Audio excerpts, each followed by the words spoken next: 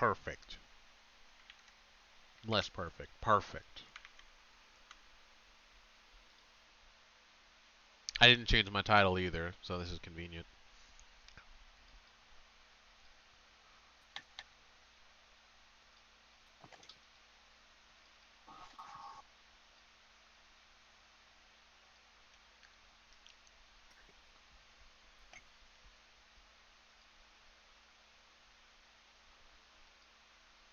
That's what the clip was. I'm just looking at all my clips. What's the difference between these two? I don't know. Whatever. Okay, you guys can see this? Hey, you can see this, and you should be able to see my mouse. Okay. Unite moves good at stealing Zap. These are pretty obvious. Blastoise's ult stuns the whole team. And does a good amount of damage. Nerfed, and it still does a ton of damage, over 2,000. Plus, they're tanky, so they can just wait until Zapdos gets low or lower it themselves. While the entire team is just on it. Yeah, Because the we entire just see it team just can idle. The entire team can be attacking it and not Zapdos, and it can lower Zapdos and steal it with ult by itself. So, pretty doesn't even have to good. do that. Just have to AFKs until.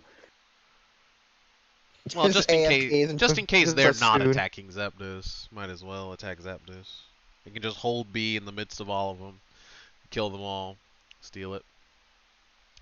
Cinderace, obviously, the classic, basically the basis that all other ult steals are based on. The Reddit master itself. Hold on, I'm showing you what I saw in the lobby, the empty lobby. This is what I saw. Look at your Discord. Being able to jump on the jump pad, land in center, flame charge in, and get ult off and steal it when it still has 3,000-ish health left. Pretty good. It's a pretty good ult. Because of Muscle Band. What are you showing? Percy, check your Discord. Oh, you're checking my Discord. Okay. This is what I saw. It's just an empty friggin' lobby. How? You could make some money. If it wasn't for the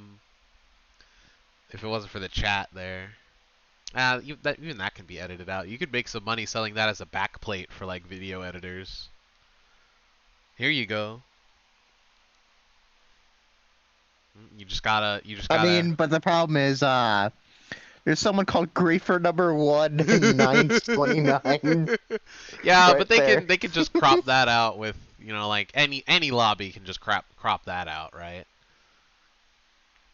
But what do you want that background for, though? I don't know, but you could.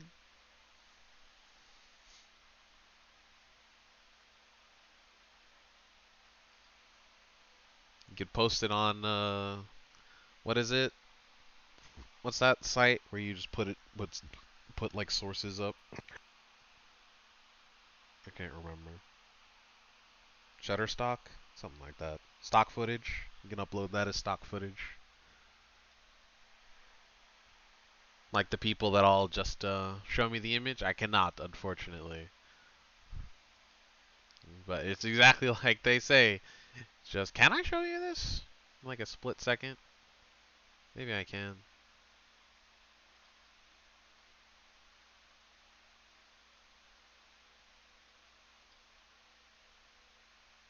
I can, for a split second. There you go. And that was a very split. Oh, there it is.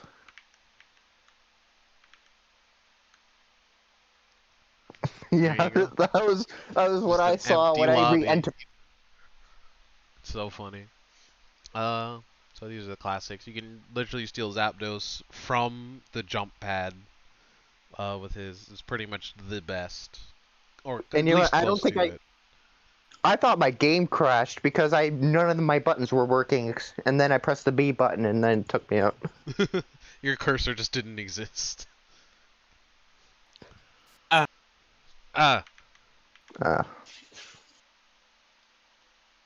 Well, bye. That was weird. Oh, you're leaving? No. Oh. I see. The others finished their games, I guess, and just said, ah.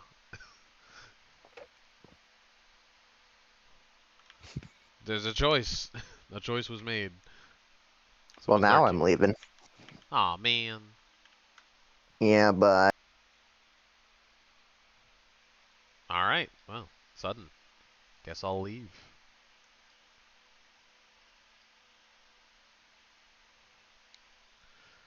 Rip. Guess Discord doesn't need to be open anymore. Phew. Okay. Don't you me. Alright, so Blissey. Ult does a good amount of damage, like over 2,500 damage. And you can literally just be standing on Zapdos waiting for its health to go down, which is better than most characters because they ult forward in some ways. Like take Garchomp for example. You know, like they ult in a specific line in front of them.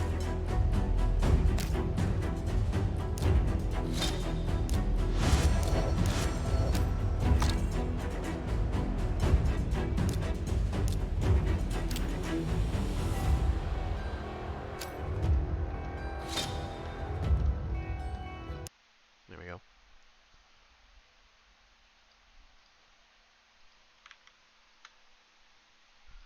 Doing that real quick. So because they ult in front of them, or they have to stand back in some way in order to get Zapdos and all of the people on Zapdos. Blissey is able to just stand on top of Zapdos, which means that they're actually able to see Zapdos' health bar in real time without using the camera function. Right? So they can be like, they can be attacking and they can be moving around easily. If you are, like using the map function at the same time, it's difficult to also be attacking and using your moves because right stick will control the map. So you can't really use your moves as effectively, if at all. I generally stop using the map if I need to use my moves.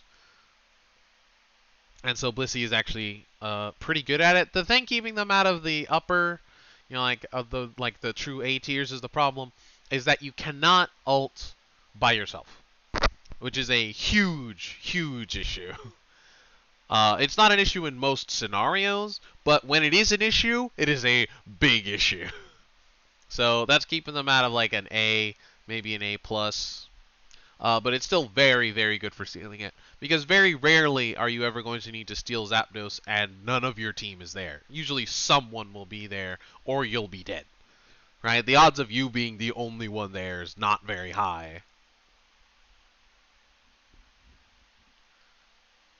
And the same goes for like ranged Pokemon that are up on top. That also means that they're, like movement locked. They're not able to go down and get a kill if they need it. They have limited directions of escape, right? So, like a character like Gardevoir, kind of just like hanging up on top of Zapdos. They're not able to go down. They can go up, right, and center. If they're below, right, they can go down, left, right. They can go up towards Zapdos. They have free range of movement, but they're at more risk. So that being able to stand directly on top of Zapdos and almost instantly get like the full 2.5, sometimes over 3,000 damage, like that, this is a very good ult for stealing Zapdos. It also means that you instantly get a ton of movement as soon as Zapdos dies towards the enemy goal or just away from damage where they can kill you. So it's a very good ult. It also keeps another one of your teammates alive to score off of Zapdos. So like just positives all around. Again, like needing another person to do the ult. Same problem as Pikachu down here. Just that is a pretty big damper that kind of lowers a couple of tiers, or well maybe a tier or two. Absol, pretty good ult for stealing it. It does. It is a multiple hit move, so it is prone to losing Zapdos in the midst of it. If say like a Blastoise were to roll up an ult, or a Cinderace, or even a Ninetales, right? And they can just kind of roll up and steal it mid Absol ult. As soon as they see you ult, they can just trigger their ult, and they're very likely to steal it. The stolen Zap with Guardy, yeah, stealing Zap can happen. with moves and basic attacks, but we're not talking about that today. Otherwise, like Gardevoir, Future Sight would be huge. Psyshock would be pretty alright. Blizzard would be huge. Dazzling Gleam would be big. Belch would be huge. Like Spirit Shackle would be gigantic. Like a lot of moves would like really be a big deal. I wish I actually had the ults themselves as a picture. I probably should have done that. But oh well. This isn't. I can think about that later. This isn't really for real or anything. Absol, the multi-hit is a bit of a problem. The last hit does stun all of the enemy Pokemon and knock them back a bit. So if you like go towards the top, Pursuit or Night Slash into Zapdos' ring and ult down, it can be good for helping to secure it. Also, the ult damage will mean that you're, like 1,000 crit damage basic attack, like 1,000 and 1,600 damage basic attack can hit Zapdos before anyone else's attacks can hit it. And so you get an extra 1,000 damage, give or take, depending on crit, of damage on top of that. Somewhere anywhere from 700 to 1,600-ish. Plus, if you just pursuited, it will be an extra huge hit, and so it can go all the way up to 3,000 damage. And if you're popping an X attack on top of that, like you can be like getting huge damage, like up to like 3,000 on top of the ult, which did several thousand.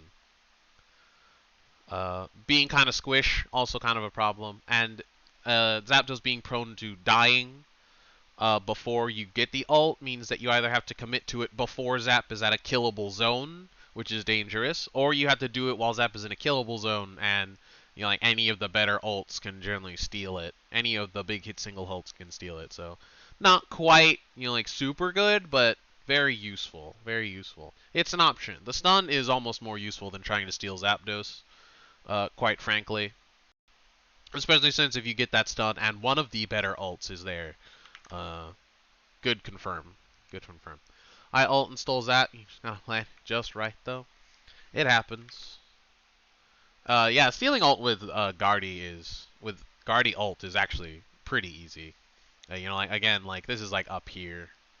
Like this is pretty much the same as Blastoise's, but just kind of slightly better because the stun is much longer.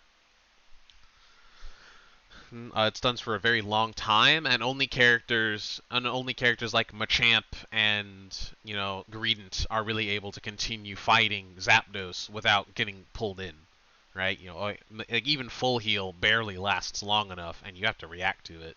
You can't use full heal while you're stunned. So if you're not ready, like that ult's taking it. Especially considering this is also on top of getting a free. We can't consider the moves themselves, but you get 2 free moves while the ult is going off on Zapdos as well. So that is a Moonblast, a Future Sight, a Psyshock. Like popping those off, plus like the Energy Amp extra attack if you have it. Like that is a very good ult stealer, Zap stealer. Gardevoir being alive is very similar to Dragonite in just, like if Hyper Beam is up, you cannot start Zap until they're dead, and Gardevoir is the same way. Until Gardevoir is dead or uses their ult, you cannot start Zapdos. You just cannot. This is gonna be an interesting one. Should we just go in the order that it's on here? This is just kind of the order in which characters have been added to the game, more or less. So I don't really consider it too much of a shuffle it a little bit.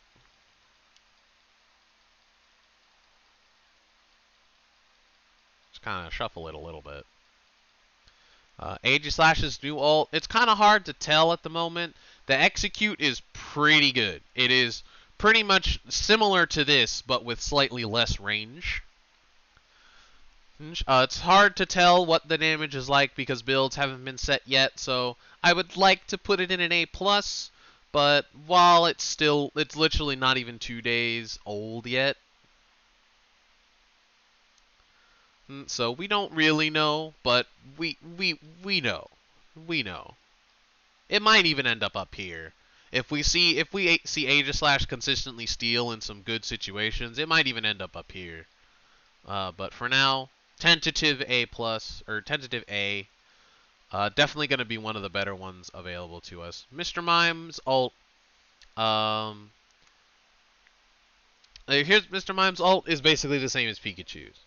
Pikachu's ult is good because it does a lot of damage and it has a lot of stun on everyone in Zapdos. And I believe it has AoE, so if there's like 3 people standing on Zapdos, it is a ton of damage on Zapdos, and that's why Pikachu seems like a pretty good ult stealer. Or Zap stealer. Problem, same as Blissey, you can't ult alone. And even worse than Blissey, you can't ult Zapdos by itself.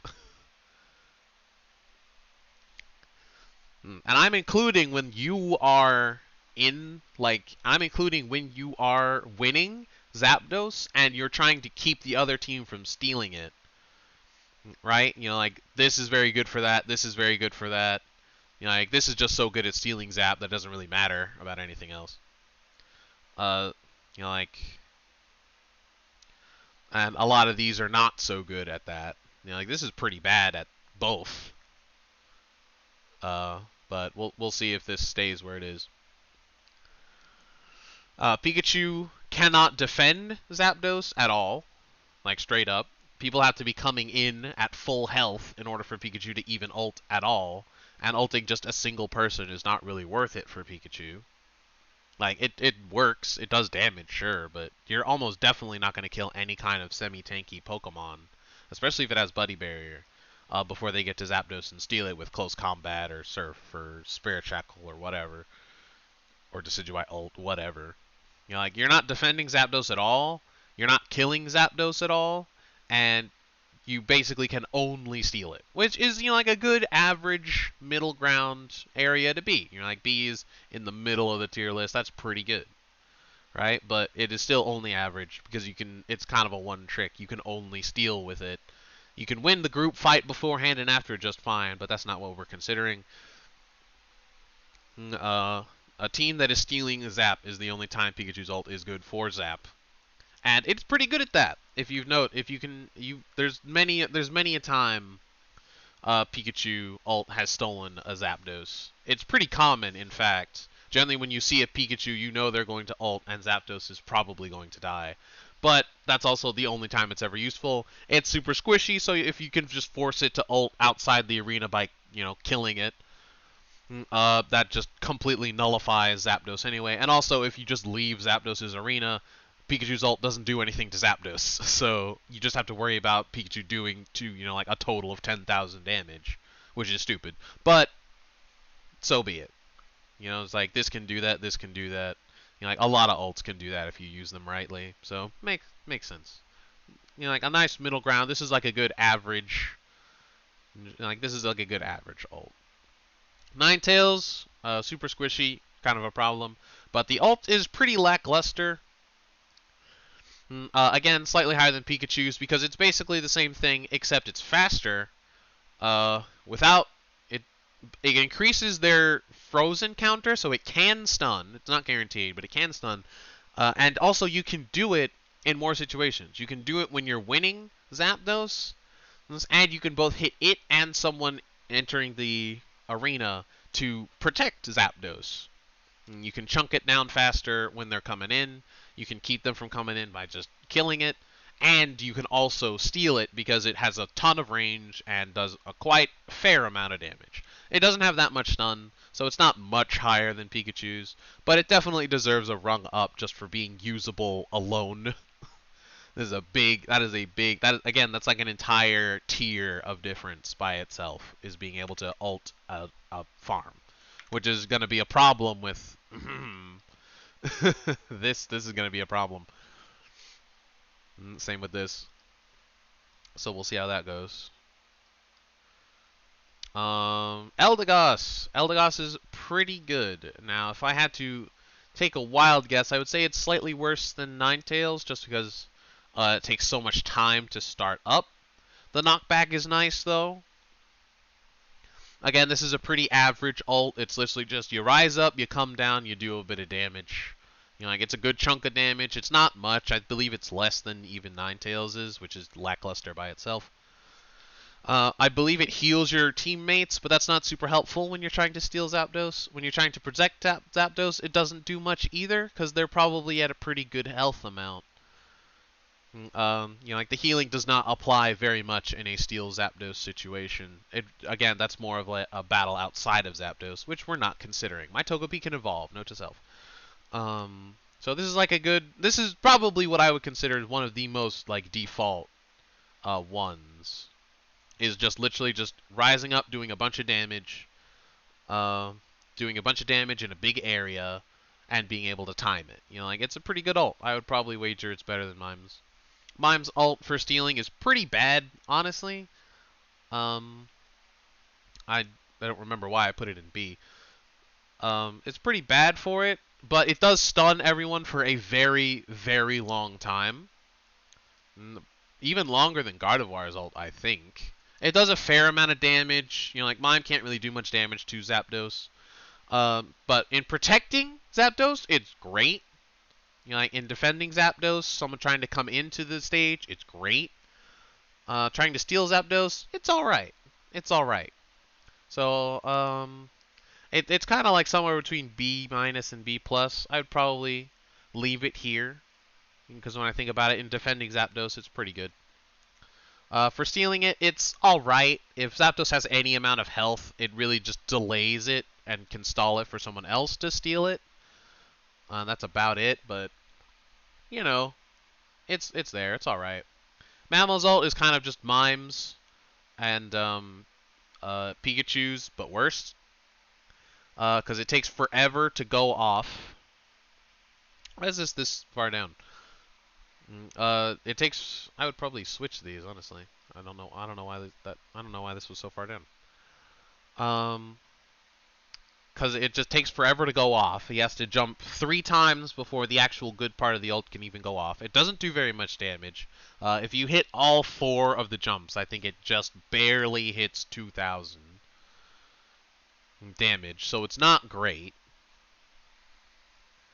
The stun at the end is alright, but its range is pretty bad. The damage it does to Zapdos itself is pretty bad. In protecting, it's also pretty bad, because any character with any kind of dash can generally outplay you and just dodge the final hit that you have to commit to.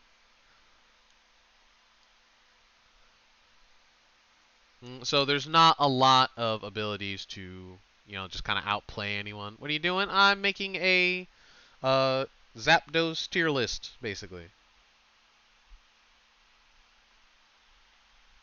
But I'm mostly considering the ults. I really should have gotten... You know what? I'm going to real quick see if there's one that just has the ults on it. Let me see if I can... Black screen. Let me do this so it's not quite so noticeable.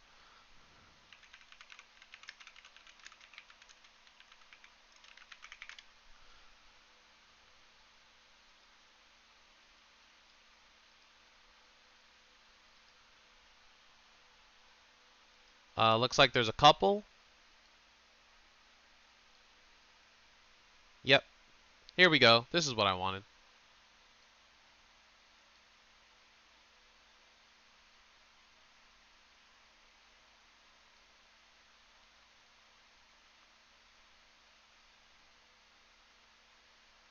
Interesting. This one is just missing some. This one's doesn't have Aegis flashes, as far as I can tell.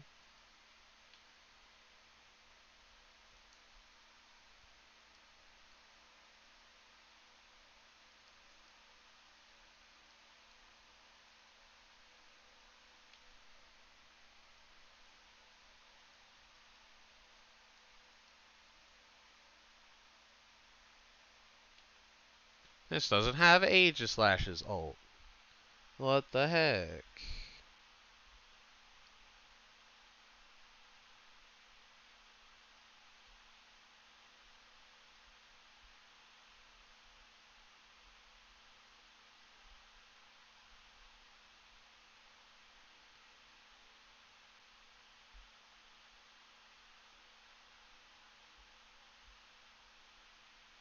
Am I able to add Aegislash's ult? Because I think it has Dragonite's ult. Yeah, it has Dragonite's ult. I think.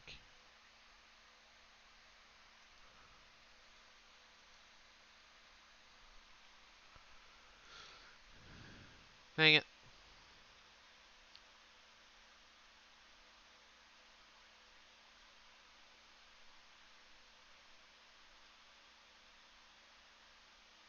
No, I don't think there's one that has just the Unite moves. Sorry. I mean, that's fair. But if it's not gonna have it, I might as well just use this. It can just be slightly confusing. That's fine.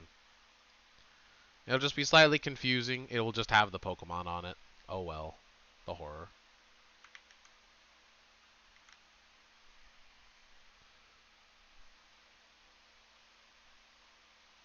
You know, rip.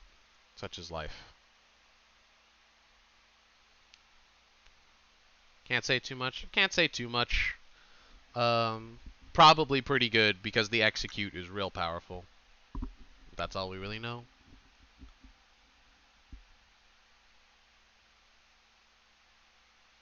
Yeah, you never know.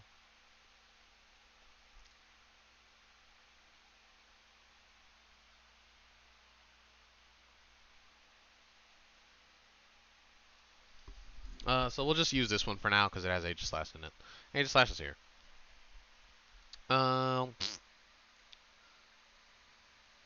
Where was I? I'm Lucario. I was on Mammo. It's not great. Garchomp, same problem. It takes forever for the ult to go off. It's basically impossible to steal and damage Zapdos with it. You're probably going to miss at least like one of the moves. Unless you go at like really awkward angles. It's alright for defending Zap, just because they're going to be running in a fairly straight line. But again, it has no stun, so you're not going to stop them from making it there. You're just going to make it so that you do enough damage that you can probably kill them after Zapdos dies. It's not really good at defending, it's not really good at killing it, and it's pretty bad for stealing it, honestly. Other than the last hit, which stuns, which is pretty hard to time, even harder to time than this one, which we will now talk about. Lucario's. The damage is kind of unimpressive. I believe it's on average roughly 1.7 thousand damage. That's like not including X attacks, energy amps, yada yada. But usually no one runs that on Lucario. Usually it will be a slow smoke, a full heal, although full heal's kind of fallen out now with slow smoke. It will usually be a slow smoke or maybe even an X speed sometimes. Maybe a fluffy tail. So usually not impressive damage, pretty good average damage.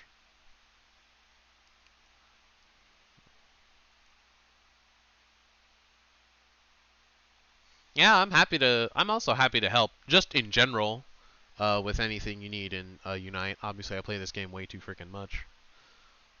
What are my hours at? What hours am I at on Unite so far? Unite, 440. 440. Disgusting. In just general knowledge, I'm sure I could help. Just kind of like some ideas of what things you should keep in mind. A lot of thoughts of when to go in, when not to go in. But for now, Lucario. Pretty lackluster damage. It's alright. It's not impressive.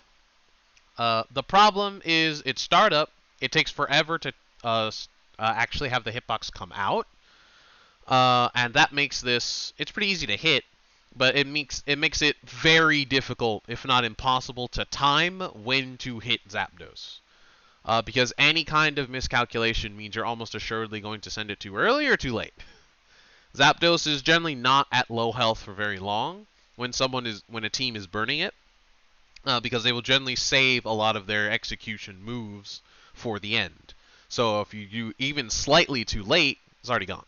If you do it even slightly too early, they're just going to execute it as soon as it does. Which it just happened the other day. We had a Lucario respawn, jump, and instantly ult to snipe Zapdos. But because we didn't have our moves up as a team, right? You know, like we were just kind of like basic attacking and slow burning it.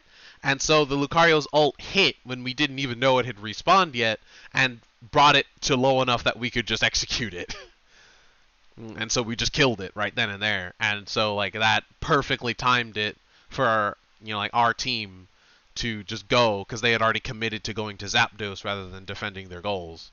So like that really backfired for the team. Lucario's ult not very good at stealing Zapdos. For killing and protecting Zapdos, also not very good. The, you know, like the big old hallway that they have to come down to get to Zap in time makes it a pretty easy target. But usually only one of them is going to respawn at a time, so you're only going to be hitting one of them anyway. And it's easy enough to hit that that's not really a factor.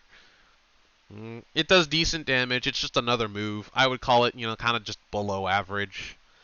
Not quite down here, although that is where I initially put it. But, you know, generally wherever you start putting stuff down is when you know the least about where you're going to put stuff at the end. Crustl's ult is pretty disappointing in all cases, in all forms, which is good. Just because the rest of the character is so unbelievably dumb. But it makes them basically impossible to kill, which is good. But that doesn't really help in Zapdos securing. You know, like that's not super helpful. Stealth Rock is more useful than the ult in that case, right? It's good, you know, like for it has a very slight stun at the beginning. So it's not useless for protecting, in which case it would probably be like down here. Why am I getting raided when I'm doing something stupid? Pika with the 15-person raid. What? Why are you doing this when I'm doing something stupid? Why are you here now? Why now? I gotta get a freaking door jam. Hold on, I've got an idea. That should work. Yeah, that'll do. Okay. What the heck? Why are you all here when I'm doing a freaking stupid tier list? Why? I'm switching to, you know what? I'm getting a better Unite maker. I'm getting a better tier list maker and doing this later. Why? Thank you so much, but why? S tier greetings everywhere. What happened? I'm glad I hadn't rated Greedon on the tier list yet, so I couldn't be embarrassed, although it definitely would have been on there. What is happening?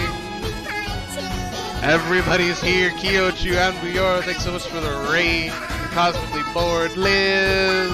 Hi, Liz! What's up? Hi, Pika. Drag is joining in on the raid. Johnny's joining in on the raid, even though you were already here.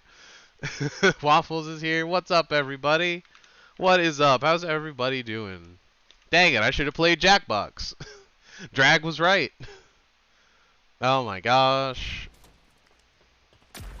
Just have some Halo in the background while I try and catch up on chat. It went from one message at a time to 20. Johnny bought the skin, there's a surprise. Have to work on getting your moves down, Pat. Oh my gosh, there's so much chat. Oh gosh. Look at this, look at all these beautiful emotes. Ace is here again. I knew Griefer 1 and 2 was with Pika. I knew it. Yo, there's a Luffy emote, Flying Lake. I love that. Love that. Note to self, check them out later. It's about power. We stay hungry. We devour. Put in the work. Put in the hours. And we take what's ours. You should have played Jackbox. I should have played Jackbox. Yo, raise your hand in chat if you want me to switch to Jackbox, I guess. This is the most hyped raid. You guys are loving it. We got Ambu Yoru for Jackbox. Twice. They will take up 2 spots. I forgot to level up my Togepi. Whoops. Guess I'll do this while everybody's here. How's everybody doing? We got Drag. Wants to play some Jackbox? Let's go. How's everybody doing tonight? How was the stream, Pika? Thank you so much. How are the games? Clearly you got a sick play with Greedent. In the name of Arceus, my Togepi has evolved. Let's go. And they got a new move. I'm gonna have to check out their moves. What you got? Air Cutter. I had this the whole time. Dang it. No, I didn't have this the whole time. I remember I checked through Togepi's moves. Ooh, extra sensory. Finally, a psychic type move. With an odd, unforeseeable power. I'm not super worried about Baby Doll My Eyes and Calm Mind. Baby Doll Eyes definitely. Oh God, yes. Jesus! Go to the bathroom. Go hide. Yo, the 'Cause if you Tower freeze of yourself, Paint.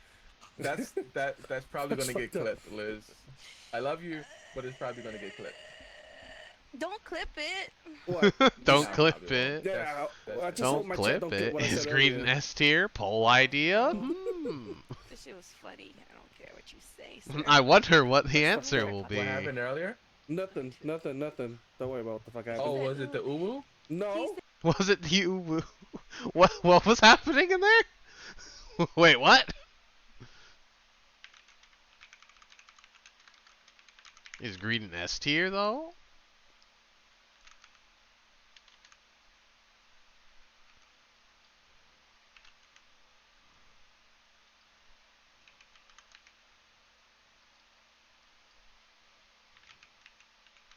Wants to be one, don't we all? Don't we all? There you go. There's your poll idea. You uncultured cow.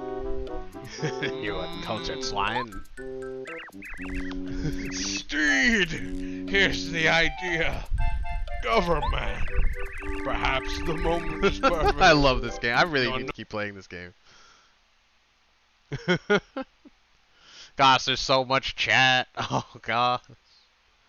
Woo Pika? What? So it was fun, but had a griefer and went psycho. Let's go. I hope you did. I hope you did well against them, despite them. I got air slash, tackle. I'm not super worried about that. Air cutter is 60, 95, 15, 75, 95, 10. So that's just better. Draining Kiss is pretty good just for sustainability. Fairy Wind is...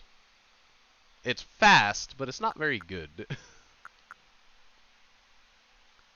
I feel like Draining Kiss is just better anyway. Even if it only has 15 uses.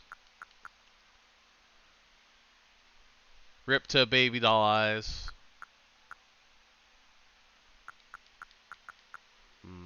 It's not like it was particularly good anyway, other than for catching. And Hypnosis is better for that anyway. You played Paper Mario? I played exactly 2 streams of a Paper Mario mod before Unite dropped and I lost all ability to play other games. But I just went through the first section twice because I had a modding issue. Gosh, it's so hard to read this when it's going this fast. I'm gonna have to read it from the actual site. Where's the tier list? Show it. It'll be back when I fix it, because I need to have the Unite version and I need to add Aegis Slash to it. I need to figure out how to add Aegis Slash to it.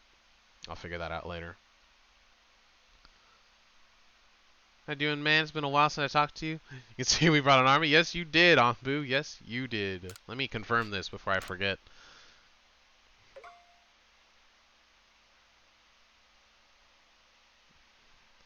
I'm finally getting sleepy. Alright, Nines. I hope you're having a good night then. There we go. You have 4 shinies? You have 4 shinies? All I have is the scripted one. What do you mean you have 4 shinies? I've been marking all the alphas on the map, as you can see. I was gonna go check for some Gardevoir real quick. Well, not Gardevoir, but Ralts's. That's the wrong one. I am so far away, it would literally be faster to teleport to here. Actually, it would be faster to teleport to here. I forgot I can teleport to arenas. Imagine not smashing did it. What does that mean? On the routes chilling in RC's party. Yes, it is. Say hello to our permanently routes. Sir Drag was taken. I have this one marked, right? Yeah, I have that one marked. I mean, I'm going the wrong way. I'm not going to put a marker because I'm stubborn. foos. We'll make this simple. Tier list now. I didn't agree to this. That's boring content. Come on. That's my tier list. What do you mean it's your tier list? Your tier list was Greedent Invade. Don't lie. Almost done microwaving food? What you cooking? You missed Alpha Rosa Raid? I've already got Alpha Rosa Raid. I caught one. I don't need it again. They respawn. It's up there and I jumped down. Ugh. I gotta find a way back up. I can probably make it up this, right? No, I can't make it up. Made it. That's a strat, by the way. If you get off Weird Deer and get back on, you're slightly higher. Like, you can, like, jump up, and because you're higher on Weird Deer, you can jump up, get off, land, and then jump on Weird Deer and you're taller. Because Weird Deer has terrible staying power on the walls. I don't remember this one. About here. There we go. And this is the area that just has a bunch of Ralts. I gave you the website, now make it. I know what the website is. Did you DM me? I already closed Discord, dang it.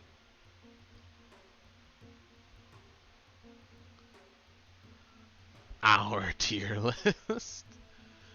Burgers. Love it. FBI, open up! Or you sneezing. I'm just gonna use Pokeballs.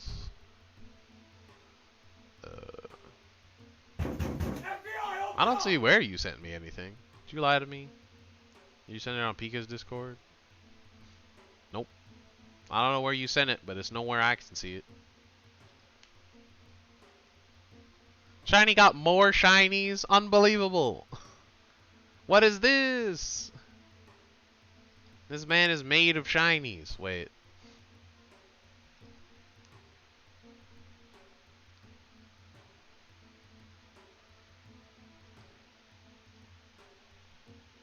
Gosh, I'm just getting memed. Ace has lost their mind. What are you doing? You've lost your mind. Frickin', I'm already on that site. Fine. You know what? Fine. You get the boring tier list content. You want it so bad? Fine. I'm getting spammed by Ace in my DMs. Fine. You want the tier list? You get the tier list. Here, we get to sit here and we get to talk slowly, and I'm gonna miss all my chat because I can't see it while I'm looking at the tier list. Gosh dang it. And I can't fix it. It's great. Yes, Ace, you heat batteries. You're going beyond plus ultra to become Hokage, Wizard King. Defeat Saitama and save Princess Elizabeth from the Demon King substitute Shinigami and King of the Pirates.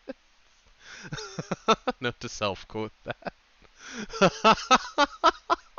I freaking love jokes like that so much.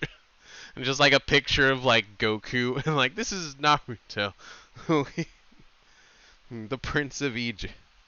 Using dual monsters to save the world from evil spirits known as Hollow. He's using the power of his spirit blade. I love jokes like that so much. They're so good. They're so good, dude. Oh my gosh. I love that. Oh. Wiz. Gosh, so much is happening. Cosmic Bored, thanks so much for the follow. Thanks so much for the cute Pikachu gift. I'm just reading chat more than I am doing anything else.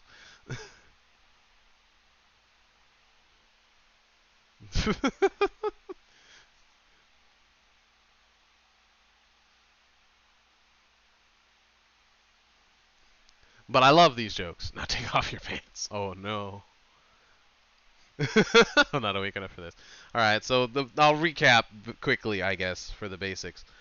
Basically, I don't know if you can see. Can you guys see my mouse? You should be able to see my mouse. Let me know if you can see my mouse. But for the question, why Absol is above Mr. Mime. I wish I could title this, but unfortunately I cannot. I could put some text down, but I'm too lazy. So the idea of this tier list, quick recap for anyone wondering, is this is a tier list of Unite moves that are able to steal Zapdos. I'm tempted to switch to this one, which has the Unite moves in here. That would be nice. Just so you could get the basic idea. This is what we're doing. I'm not remaking all of this right now, so whatever. You got to deal with just knowing that this is for Unite moves. So this is the classic. This is the basic. Obviously, the Reddit maker themselves. That like being able to jump from respawning and land and immediately ult and do like almost 3,000 damage to Zapdos. It's pretty useful. Is pretty much the best at stealing it. It does a ton of damage to Zapdos as well, so it's good at killing. It's good at killing Zapdos, and it's good at protecting it. Just because you can do so much. It's not particularly good at protecting it, but it allows you to burn it so quickly in response to someone showing up that it's just always good, especially with the extra damage. Gardevoir stuns the entire team for over 2 seconds, gives you 2 free moves, which is usually Moonblast, Future Sight, which is like an extra 4,000 damage on top of the ult, which does a lot of damage, and stun and stall. Like it's amazing. It's not super great at killing Zapdos itself, but it's also perfect at protecting it. So like 2 out of 3 ain't bad. That's pretty much the same as Cinderace. Blastoise, same thing. It stuns the entire enemy team while you're stealing it. Does a ton of damage. Like it's very difficult to get a Zapdos without Blastoise stealing it. Good at killing Zapdos. Does a ton of damage. Good at protecting Zapdos. Ton of stun and a ton of range.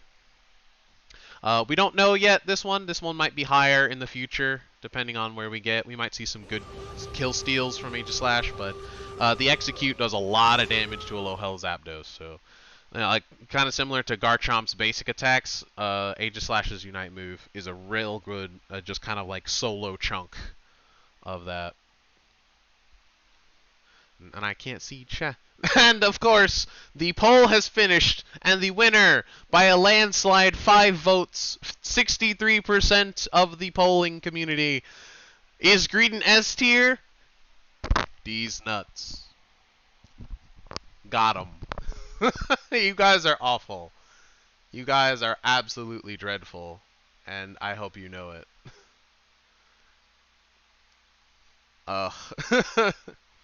Yes, we see Mouse. Glad to hear it. Glad to hear it. This is stealing Zap. Yes, Green S tier. Green S tier. Pyramithra. Documentaries. Never seen Guard steal Zap? That's crazy. You've never played with a good Gardevoir. Because Gardevoir is like one of the best at stealing Zapdos. Ask Johnny. I won like half my ranked games because he stole Zapdos with Gardevoir. To be fair, I will give you this. Almost no rando Gardevoir I have ever seen has ever saved ult for Zapdos. So I can fully understand you thinking that. Also, most rando Gardevoirs are bad, so, They hate her jingle physics. Amazing. I mean, Rat Squirrel's always going to be A tier. Probably. Blissey trash. What? Unbelievable. Greedent. Sobro actually F tier. Sad. It's not F tier. It's not great. Never seen Blissey steal with an ult. I've stolen with ult all the time when Blissey came out. Blissey's so good for stealing a Zap.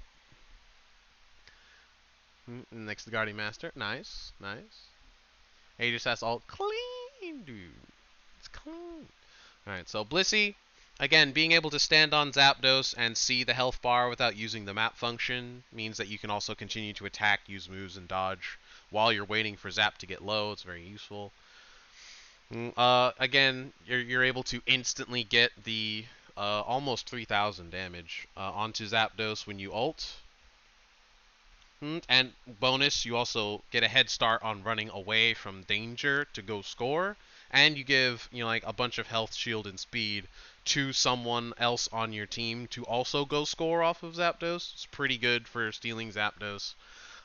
For killing Zapdos, again, it's just a ton of damage. For protecting Zapdos, it's a stun, it's a ton of damage, and it's it's got plenty of range. You can stay like away from Zapdos and see if anyone's coming, and then stun them with the ult. And they can't just dash away because they have to dash towards Zapdos and they'll just get hit by the ult anyway. You're unstoppable during it. It's pretty good. The only downside, and this pretty much keeps it out of the higher parts of A, you can't use it without anyone else there. So that's a big problem that's worth like an entire tier, as you can see here. Absol, multi-hit, pretty easy to get it stolen by a lot of the better ults.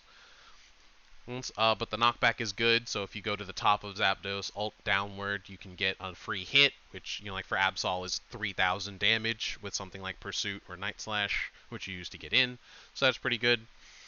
It's pretty good for stealing Zapdos, but it's not, like overly impressive. It's just a one to watch out for more than anything. Like you got to be ready to, like be on a hair trigger for your own ult as soon as you see Absol, but it's reactable and you can easily steal it. Ninetales, a little bit of stun. It increases freeze counter. A lot of range. An unimpressive amount of damage, but it's something. It's all right. I'm salty by Blissey. Make it different to a YouTube video. I refuse.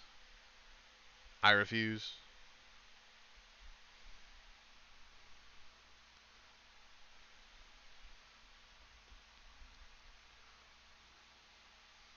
Do I have a YouTube channel? I do not. Yet. Your butt. Anbu is a late night for Hanbu. They're running on fumes. You've gone crazy over there. So it's not great. It's good for protecting just because it has a lot of range. It's not great for killing. It's not amazing for stealing. In combination with the rest of Ninetales' burst, it's all right. But it's a solid above average. It's kind of just a better version of Pikachu's. Zera is a pretty good ult for killing, but that's not what we're talking about here. It's good for the team fight beforehand, but in actually taking Zap, it's a little bit of stun, not really enough to do anything, and very easy for any kind of move with Unstoppable to just go through it. It doesn't do a lot of damage, especially after the nerf. If anything, I would argue that Zera's Discharge is actually better at stealing Zapdos than ult is. It's almost more beneficial for you to proc Discharge before your ult, just because ult's animation is so long that Discharge can be doing damage all throughout. So it's average. It's a good damage, and it also is a group stun, and it also increases your damage for further steal potential. But it really shines in combat, not in like a steal. So there you go. Not supposed to say these jokes in front of you. See more Eldegoss than Blissey steal. Well, that's just because Eldegoss is a better character. That's not because Eldegoss' ult is better.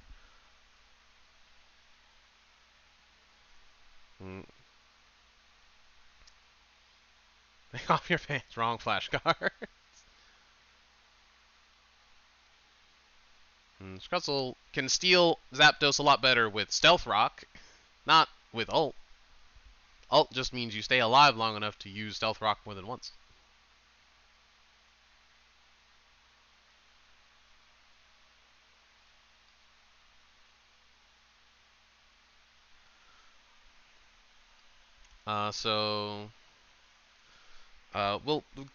We'll get to Crustle, but the main issue is just that the stun from his ult is something, but other than that, it just keeps him alive, which does not help you at Zapdos at all, unless you're trying to stall, which is just helping other people get there. It doesn't mean you can really do anything at Zapdos. If anything, you fear Stealth Rock on Crustle more than the ult. The ult does really nothing other than keep him alive.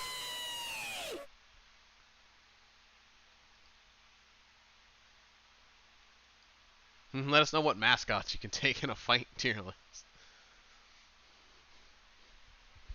Most video games, I lose, because they're generally superpowered. Hey, Twitch, no. His ult does tick damage. It does do tick damage, but it's not very good. It's just worse discharge at that point. And that's all it is. Again, Stealth Rock is just better tick damage. Like, his Stealth Rock is just better than his ult in pretty much every way. Which is fine, because the rest of his kit is so good. Case in point, Stealth Rock. An X attack is pretty common on Crustle. So, you know, like, an X attack, Stealth Rock is pretty dangerous. Not this quote.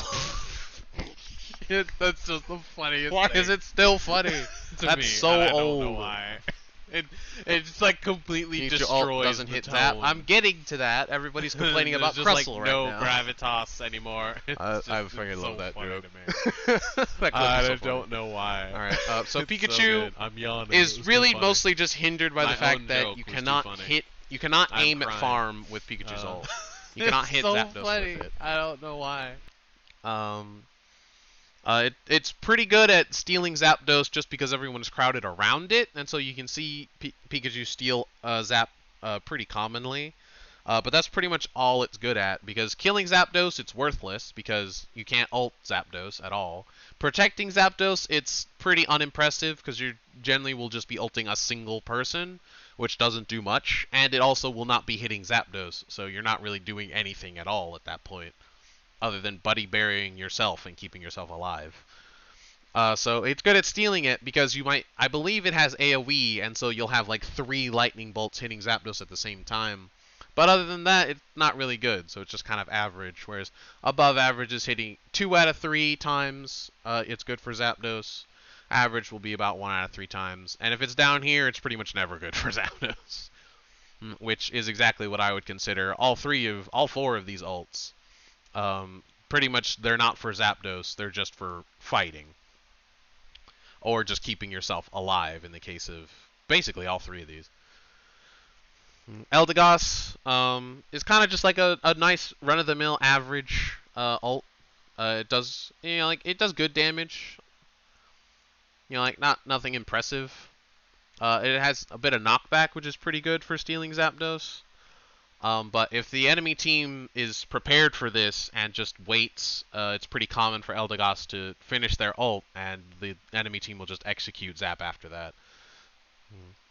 Protecting, and it's pretty good at protecting Zapdos, just because of the knockback. But it's not that good at it, because anyone in a dash can dodge it and instead get pushed in, which is pretty bad. And the healing is really just useful for the fight beforehand, which we're not considering here. I'm excited for lunch and dinner tomorrow. Ooh, what you having for lunch and dinner?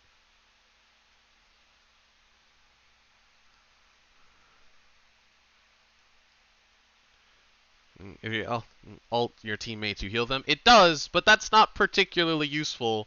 For stealing Zapdos, it's pretty much completely worthless. For killing Zapdos, it's completely worthless, because you'll likely all be already at enough health to survive Zapdos, or even full health.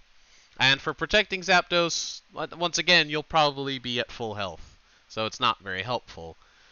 The knockback is somewhat helpful, but again, knocking back exactly one person at like a circular angle is not great.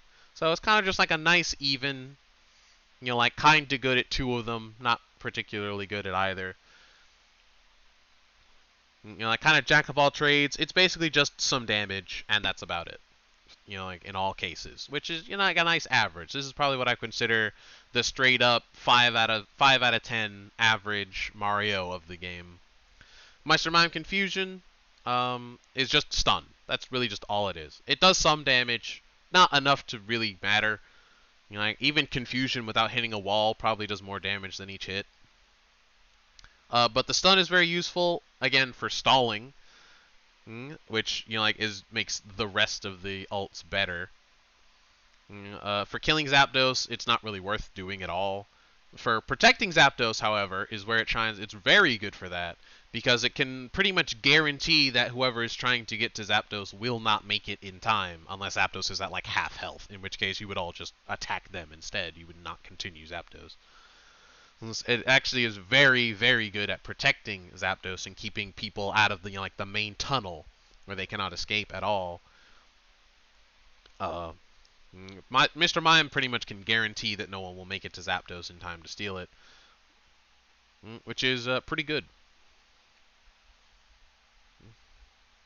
For lunch, you're having shrimp and mac and cheese. For then dinner, you're having lasagna and garlic bread. Yo, that's amazing. I love me some garlic bread, dude. Just thinking about it is making me hungry. I feel that. I can taste the melty cheese already. Excuse me. I had some shrimp today. That's pretty crazy.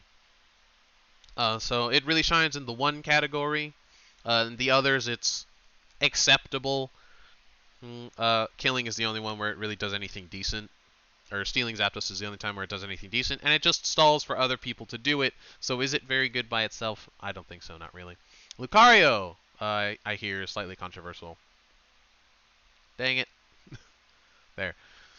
Lucario does kind of lackluster damage. I believe it tops out at around 1.7k, roughly. I believe that's with X attack, maybe. Maybe not. Maybe that's not with X attack, but you know, it's roughly in like the under 2000s, which is fairly unimpressive. It's all right. It's unimpressive. I would almost wager it's on the closer side to disappointing. It's mostly just useful for Buddy Barrier more than anything, and Energy Amp. But no one really runs Energy Amp on Lucario. Close combat is just better in every way. It has a lot of startup, so it's very difficult to time it. It has a big hitbox, so it's pretty easy to aim. But timing it is so difficult, and most teams will generally have enough burst and execute to kill it very quickly at the end, that even mistiming this by a little bit guarantees that you will miss it. Which means that the startup is a very big problem in timing it. The range, being able to jump from the pad and instantly hit it, is once again a pretty good quality, but everything else about it is so lackluster that it really just kind of falls flat. For killing Zapdos, again, the long startup just means that you're spending time not doing damage. For protecting, it is utterly worthless because it has no stun. You know, it's like, and you can only aim it as far as you can see, and you know, like people running into Zapdos cannot be seen until they're close enough for you to see them anyway. So its range is worthless for that, and that's the only thing it has going for it. So it's kind of just slightly under average.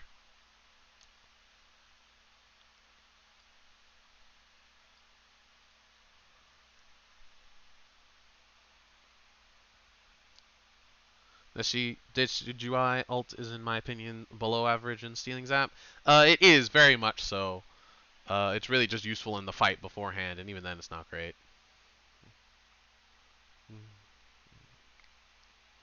Lovely. Sasuke gives meaning to our comments lives. From Attack on Tyrant. Bong, my sleep. Oh no! Nines woke up again. Okay, Fran, I go sleep. Okay, good night, Liz. Good night. Have a good night. I'm soloing Zap with Lucario ult, my 5th game in with him. It can be done, but it's not great. It can be done. Again, it is still a move that does over 1,000 damage. And it's pretty big. So, you know, like, it's pretty hard to miss. But it's not particularly good to steal it with Zap. Other than its range, you know, like you could just as easily steal it with this move, with this, with this, with this, with this, with this, with this. You could even pretty consistently steal it with this as much as you could with Lucario's ult. I would say these are almost equal in terms of damage steal. The problem is this is also not helpful in any other way. This is a bit of damage, and then it's just shield for you, which is good in a fight, and nowhere else. So it's kind of just this, but worse. It also doesn't heal, and it also doesn't knockback. So it's just worse than the average. Mamo, huge startup, same problem. The knockback is very small and easy to dodge. You can steal Zap with it, but it's very difficult because, again, reactable with the multi-hit. As soon as they see you ult, they can just proc whatever execute they have because they can consistently measure your damage with the first hit and determine when they need to ult in order to kill Zapdos before you do. You know, like, they have so much time to work with on both of these ults. And it's that stealing it is very difficult, very, very difficult, which is the only thing it's good at. Killing it, it doesn't do very much damage. It's pretty, you know, like, disappointing in damage, I would say. And protecting, it has no stun until the last hit. and so anyone with a dash can just dodge the stun part and just tank the first 3 hits because it doesn't do much damage. There's nowhere it really does anything positive or good. It just is damage and a lot of shield, which, you know, like, is not bad, but it's underwhelming.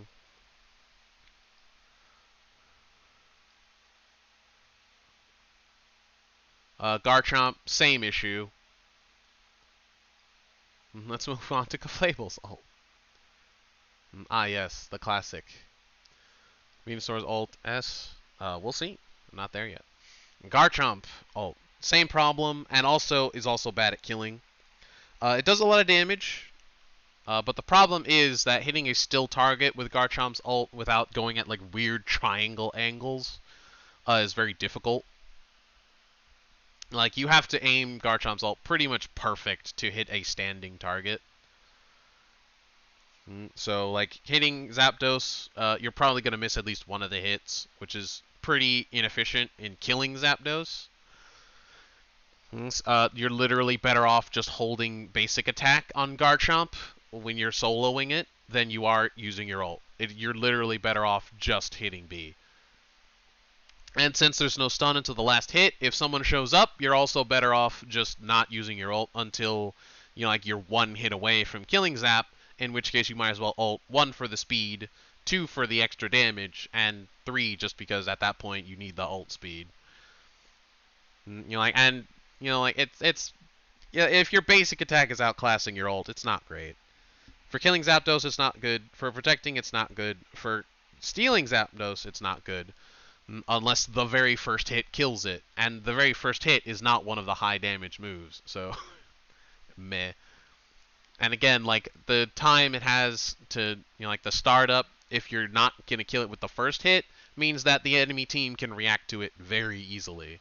And also can, you know, like, gauge how much damage you're going to do using the first hit to determine when they need to steal it from you. So it's pretty much underwhelming in every way. Same as Mamo. You know, like, it's not awful, but it's not good.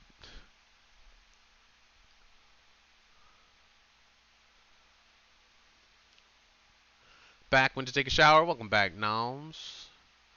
Garchomp's ult confused the heck out of me, and I've still been playing it since it was released on mobile.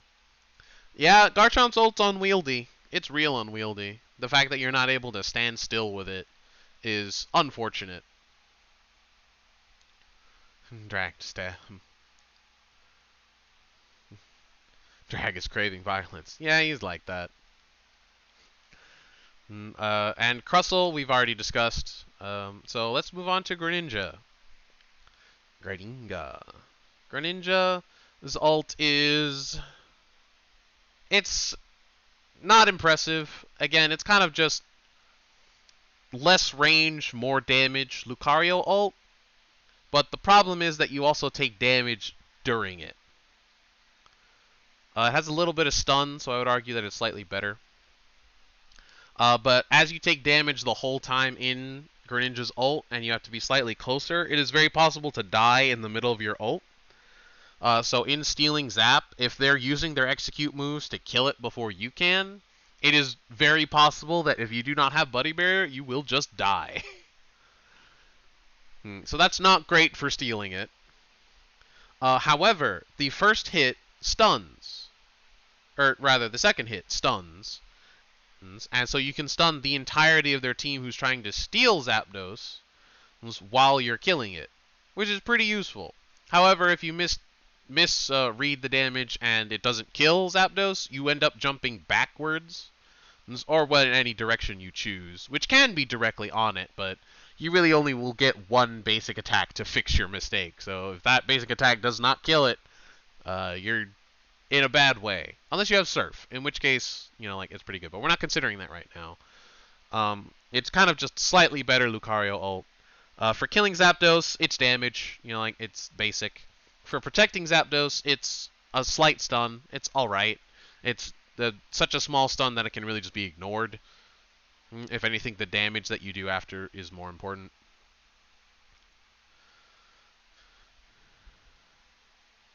Again, like... Surf is not part of this consideration. we are considering the Unite move. So, like, its total Unite stealing ability is alright. It's just the ult itself is kind of just a basic ult, but slightly worse. Right? Like, Eldegoss's, you can time it, it has knockback. Like, Greninja's, you maybe get, like, a single basic attack before they can just start wailing on it again. And again, if the enemy team has a Greninja, they'll just surf it too. And it's not great.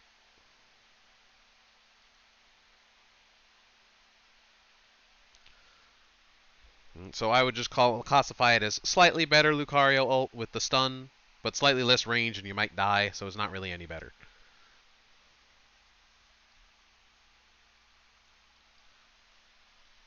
Slowbro is not great. It is basically probably the first D tier, because it cannot be used on Zapdos at all, like Pika. It does not have much range at all, and it really just makes you more survivable like this. It does take one of them out of the Zapdos damage, which can stall, but that's not a very high quality on here anyway. And the damage buff is not particularly useful. If anything, if you're going to steal Zapdos, you're going to use Surf. And again, if one of your moves is outclassing your ult in terms of stealing Zapdos, it's not great. Once again, this. So Slowbro's ult, not great. Not great. The Buddy Barrier, probably more useful than the ult itself. Dragonite. Dragonite goes pretty high up. Being able to go from literally anywhere on the map to landing on Zapdos with an ult is pretty good. It does a decent amount of damage. It's not particularly high. It's actually pretty low. But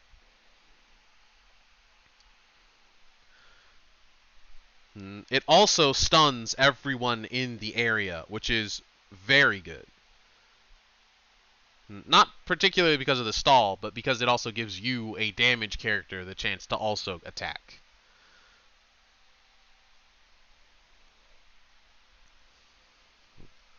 For killing Zapdos, it's very good because you just get a huge damage buff. You land on it, you get ult speed, whatever you need.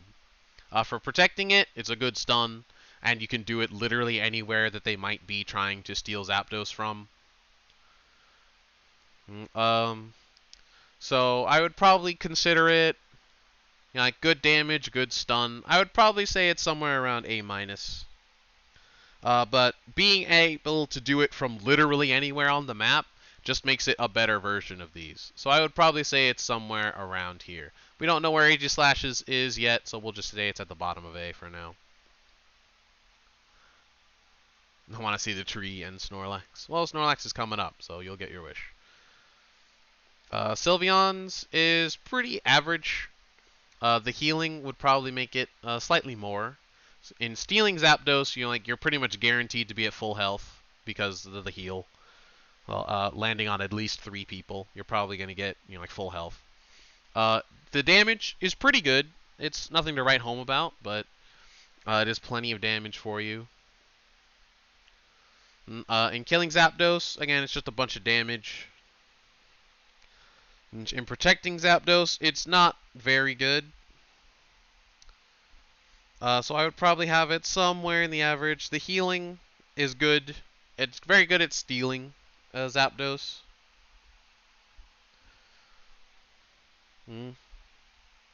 But killing it is not really that good. You can use it in between your moves, and that's pretty much the only use for it.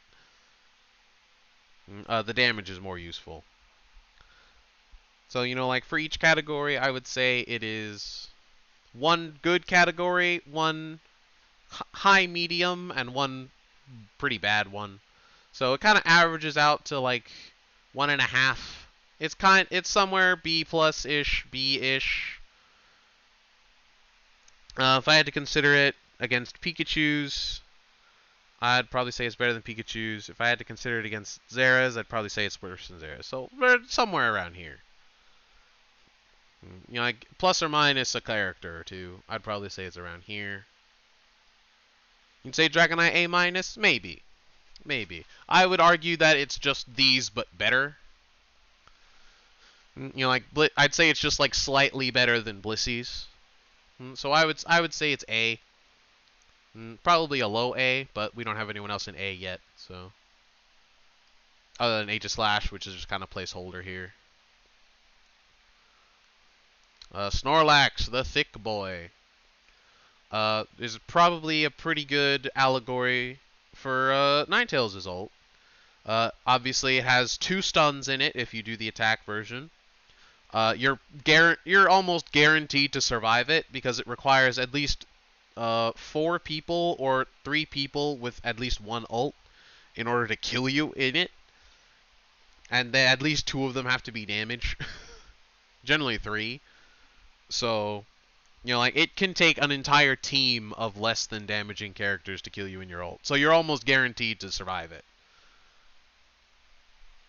Right? Which is useful. Right? Again, like a character like Greninja, you're not very guaranteed to survive that ult. Just today, I was winning by a wide margin as Greninja, ulted a Lucario, and died mid-ult because the close combat did 4.7 thousand damage.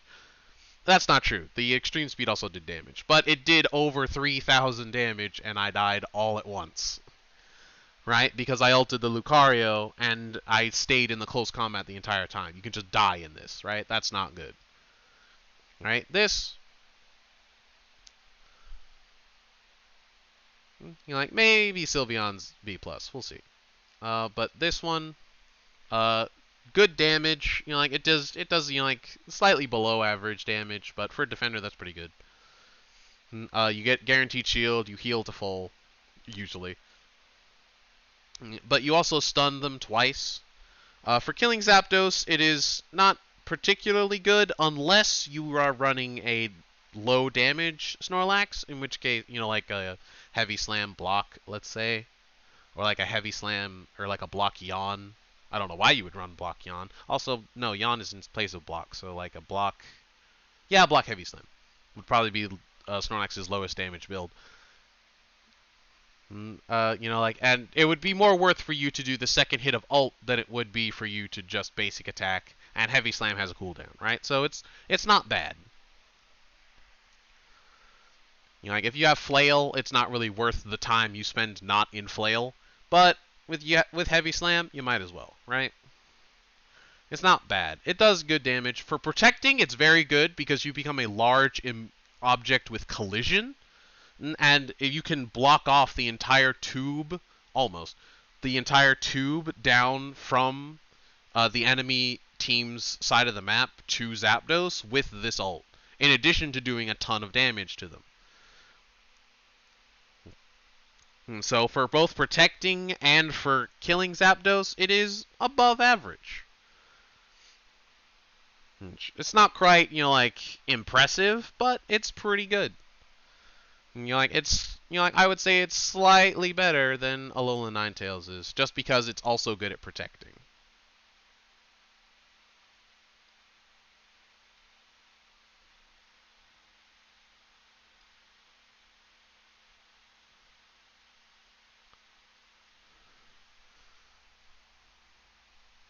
Johnny Insomnia just loves me. Lurk until RC agrees to play Jackbox. Hey. Come on now. Come on. You buggin' tree. Well, we just did a defender. Let's do the tree. Why not? Trevenant's ult is kind of just some damage. It's probably going to be somewhere around here. For protecting, it is a good. It's a decent stun, and it lets you. The buff to damage just means that they're probably not going to steal Zapdos, just because they'll probably die.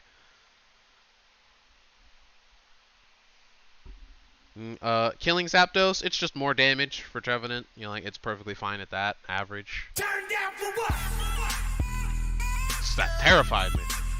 Turn down for what? And for stealing Zapdos, it stuns the entire enemy team and increases the amount of damage. I don't know if the buff applies to Zapdos.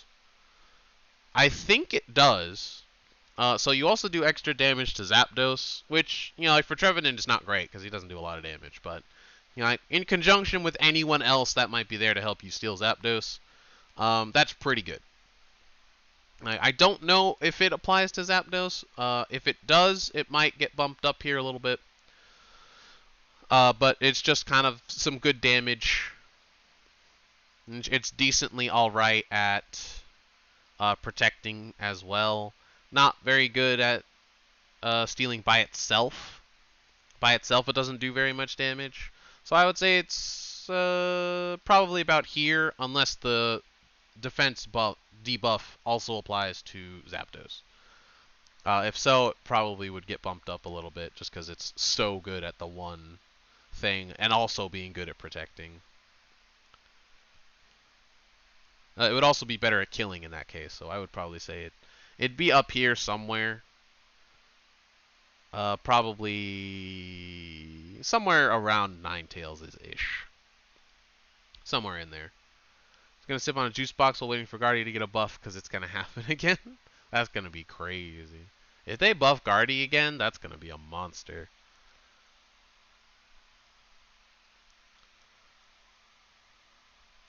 Charizard. Charizard ults is... There's two ways about this. There's the alt mode damage, which is just really good damage. And there's the ult itself, which is, you know, like Pikachu and Slowbro, where you can't ult Zapdos at all. So, I'm just going to go ahead and say, at protecting and defending Zapdos, well, at killing Zapdos, it's down here. It's terrible. It's worthless. You know, like, Serena would also go there in that case, right? So, you know, like, just let that be known. But in actual ult form, in protecting Zapdos, it's pretty good at stopping one person in particular. It does so much damage that a defender is the only person that could make it. And, well, we've seen what the average defender looks like in trying to steal Zapdos. The highest one is S tier, but that's an exception, because this one's ult is like the best move. It's like one of the best ults in the game. So, what a surprise, right? So in protecting it, it kind of just gets a B tier by default, just because it's pretty much perfect at that. Blastoise is pretty much the only character in the game that can get through it, right? Unless they have eject button or 2 dashes, right? The ult damage, I'm just going to count basic attacks during the ult mode. I'm just going to call all of the ult mode as part of the ult damage, as part of the ult. And pretty good. Like, that alone is there. The killing, pretty bad, because you can't ult Zapdos alone. Right? You need to be protecting it. So we've got, you know, like a really good score and a really bad one. Unacceptable! In stealing Zapdos, once again... Unacceptable! You're terrifying me over there, please.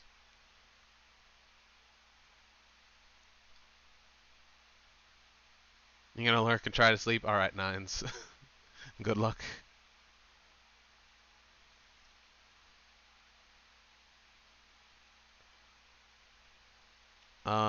It's gonna happen. Everyone on Twitter is complaining about Guardian's moveset. Yeah, but Twitter complains about everything. It's Twitter. I don't trust Twitter. Twitter also complained that Zera was absolutely broken after the nerf, when Zera was massively nerfed. Zera's ult is terrible now.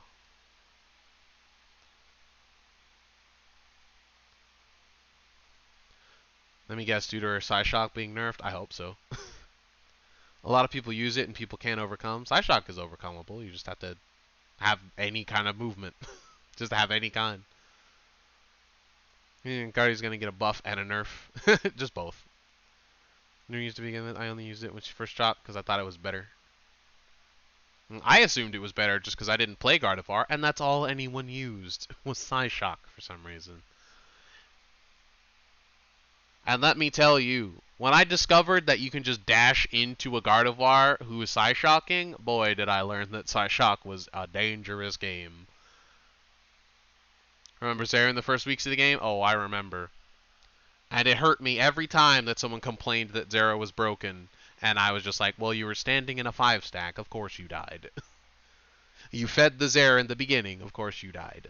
No duh. That was painful. Before the Zera nerfs, it was painful just seeing people rag on my boy when they weren't that good. Zera wasn't good. The meta was just bad. The meta of just everybody hugging each other's butts, especially at Zapdos, was exactly what Zera needed to murder everyone.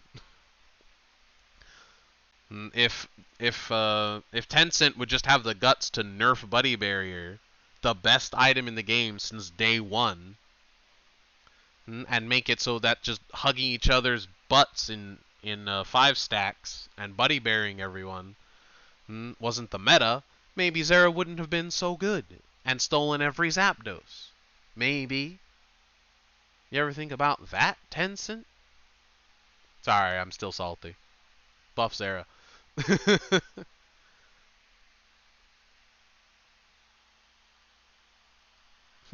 Lucario jungle invade. Cram dominating top. Cram's rough, dude. Stealing farm from Cram is impossible. So protecting, it's pretty good. At killing, awful. Completely awful. It's like slow bro awful. It does nothing. Right? You can't even use it. You couldn't use it if you wanted to. However, in stealing Zapdos, it's, again, a multi-hit issue. But it does... the startup is long, and that is a problem. But the damage that it does during ult is very good. And only a character with execute, like ult, which, like Ninetales, Blissey, not Dragonite, because the startup's too long. Excuse me. But Dragonite Hyper Beam, Venusaur Solar Beam, Aegis / ult, Cinderace ult, Gardevoir ult, Blastoise ult, like anyone with execute can steal it. So I would say it's kind of roughly up here, but it is a ton of damage very quickly. Not that quickly, it's still reactable, but I would say that it is probably like roughly 1.5. It'd probably be around somewhere in here. I'd probably say it's better than Trevenant's. I'd probably say it's better than Pikachu's. I would probably say that it is not better than Sylveon's. Roughly. Like, maybe there's some wiggle room in here.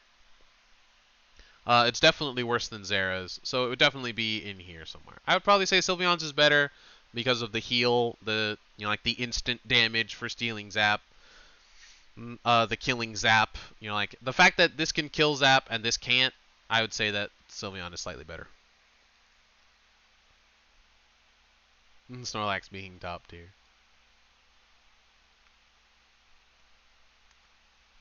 Venu was broken back then? No, Venusaur was terrible in the first weeks of the game. It's when they buffed Venusaur that they were broken.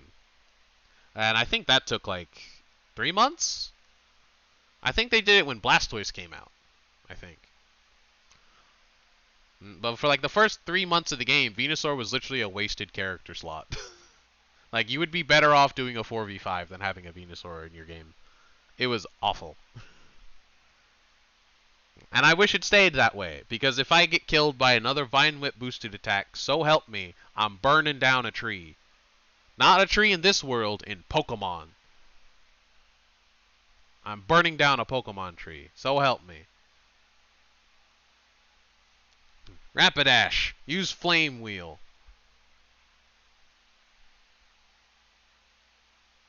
It might be a Trevenant, it might be a Sudowoodo. Who knows? We'll find out.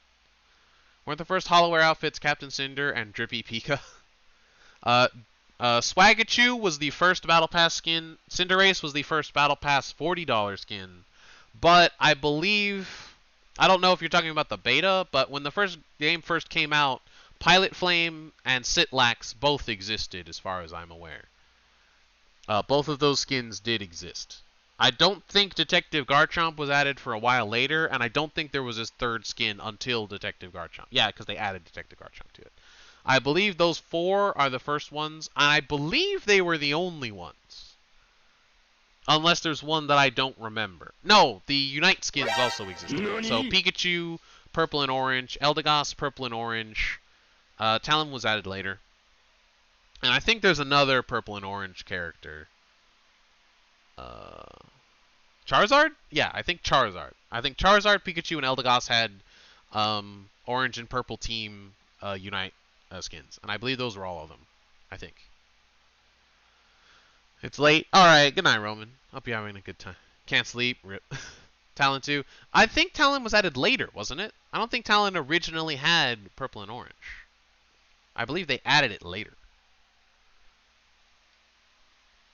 When we got hipster Talon. I think that's when we got purple and orange Talon. What was I talking about? We were talking about Charizard. So Charizard, I think they go in here somewhere. But he's going to get filled out a bit because there's a lot of Unite moves that are really just damage, effect, bleh. And that's a lot of them, right? So Eldegoss, damage, effect, bleh. Trevenant, damage, effect, bleh. You know, like Sylveon, damage, effect, bleh. Zera, damage, effect, bleh. Right? Ninetales, damage, effect, bleh. Right? It's usually just a circle of damage, and it has its own gimmick, and it has its own effect, and that's it. You know, like Crustles is like that, kind of that, but just very small and very weak. Dragonite, damage, effect, blue. Blastoise, damage, effect, blue. Gardevoir, damage, stun, effect, blue. Right, Cinderace, damage, effect, blue, at range. Right, you know, like a lot of these are gonna be, you know, like in S and B, just because they either do too much damage with too much range, basic damage with basic range, or not enough damage with not enough range. Like they're gonna be in C, B, or S, depending on those 3 stats, or the combination of those 2 stats. Damage and range. It's too much damage, S. Not enough damage, not enough range, B. Neither, C. There you go. 0, D. There you go. Probably not going to end up in A just with damage and range, but Dragonite managed it, so there you go.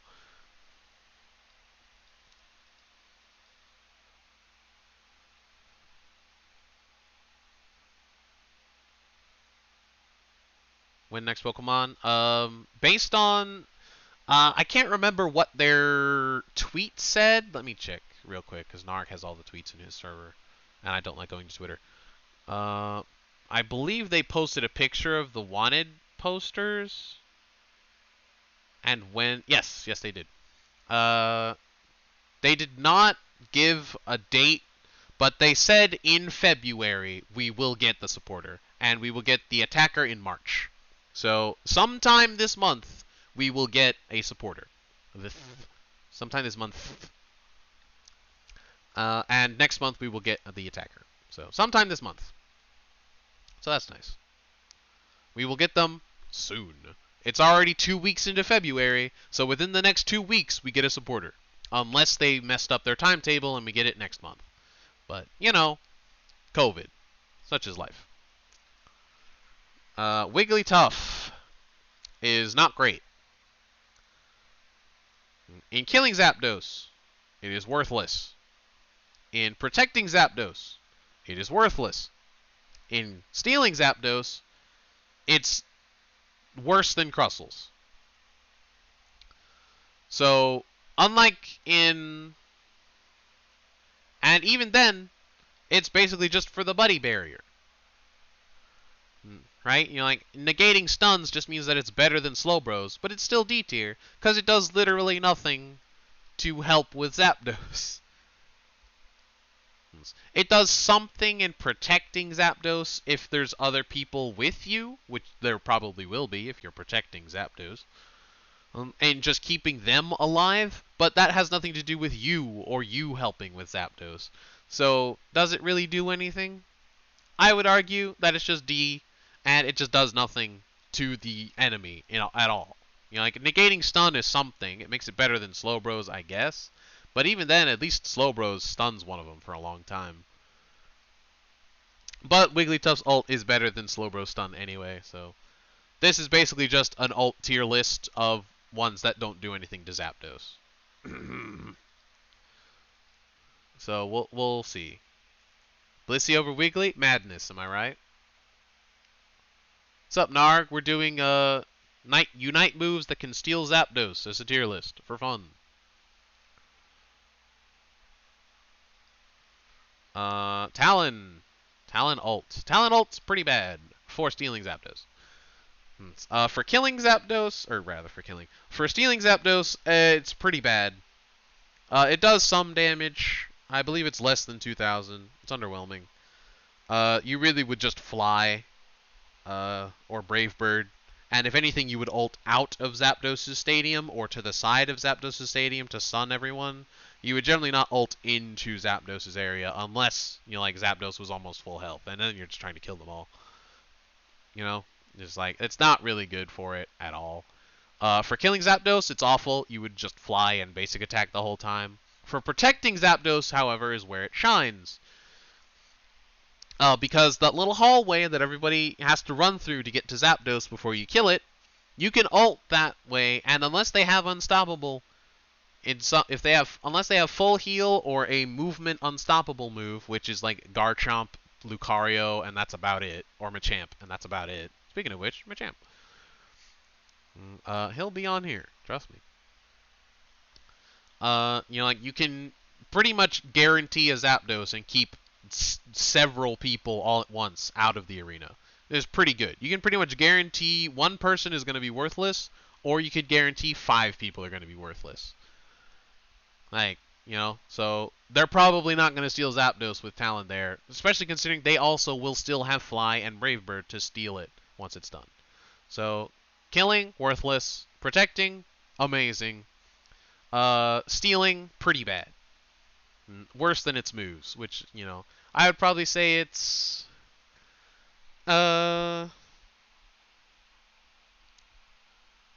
It's better at stealing than mine because of the stun.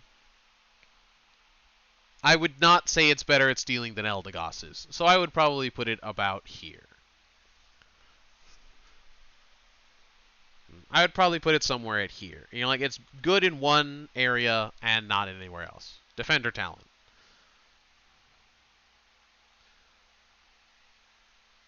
It lowers defenses in team fights when Wiggly ults, but does nothing for Zap. Yeah, it just doesn't help Zapdos at all.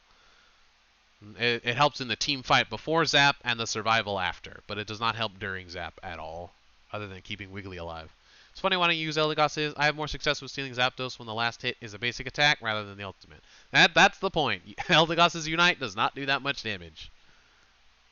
And again, the knockback is something that makes it a bit easier to steal it, which is why it's slightly above, like Greninja's, which has a very, very small amount of stun. Eldegoss has a good amount of stun and knockback. Right? So they can actually get a good, solid hit in. Like Greninja, you might not even get the next hit on Zapdos after the stun, because the stun is so short, and you have to jump off of the Shuriken. So if you don't land directly on Zapdos, you're probably not even getting the next hit. Assuming you survive using your ult at all. So I would probably put Talon about here. This B tier is going to fill out quite a bit.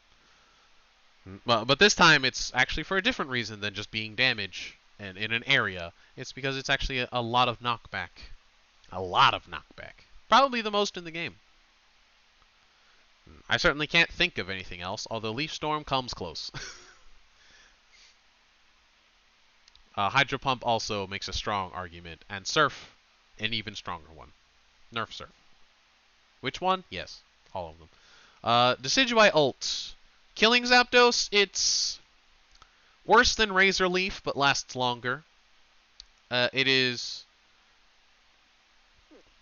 slower than just using fully charged Spirit Shackles from range.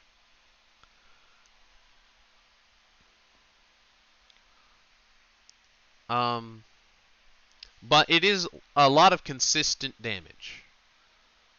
If you're using Razor Leaf, it's really just worth using when Razor Leaf is on cooldown, and that's about it. And that's only if Zapdos is low. Right? Like, you're really not using this on Zapdos. Killing, not great. Probably 3 out of 10. For protecting Zapdos, pretty bad. No stun, very slow chip damage, so they're going to make it to Zapdos to ult it and steal it. You know, like, Decidueye's ult is not killing anybody anytime soon. You know, like, it takes a while. And for stealing Zapdos, it is very, very bad. Because one person, literally just a Blissey standing between Decidueye and Zapdos will stop Decidueye from getting a single hit on Zapdos. Right? So it is bad. It's pretty much a 1 in killing, or in stealing. It's like a 3 in killing, maybe. And in protecting, it's pretty much a 0 again. So, you know, it's pretty bad. I would argue the damage is probably better than Mamo's. The range, it makes it useful in that you can just safely steal Zapdos, which, you know, like, again, Lucario style, Cinderace style, Dragonite style. The range is useful. You can literally just jump to center, and pretty much just ult from there, almost. Which, you know, like, it's a pretty safe steal. But, again, someone can just walk in front of it and stop you, so. Pretty bad in all categories, just like these guys. It might even be below these two. In fact, I would argue that it's below these two, just because the damage takes so long. The startup is so long, it's definitely below these two. I would argue it's even below these two. It might be Crustle level of just not worth using. Spirit Shackle is honestly better to steal it with. Like, I'd say it's better than Crustle's, just because, you know, it's, you know, like, Crustle's does basically nothing. It just keeps them alive. Decidueye ult at least does damage. It does a decent amount of damage over the course of the whole thing. But when you inevitably lose Zapdos trying to steal it with ult, the lightning is then going to stun you. But you're unstoppable, so that's fine. So you might still kill them as they're leaving, but that's not really good for you. That's not really good for your team, unless you were already winning. So I would say it's pretty bad. It's pretty bad. I would probably prefer running in with Garchomp's ult than trying to use Decidueye's ult. And I would definitely run in with Mamo's ult. So I'm going to say it's about here. Again, Crustle, like, I wouldn't even use his ult unless I was dying. So, you know, like, at least Decidueye, I would use the ult when I'm not dying. But that's because ult wouldn't save me. Clean dust off the keyboard. Hit the enter button after the numbers, huh?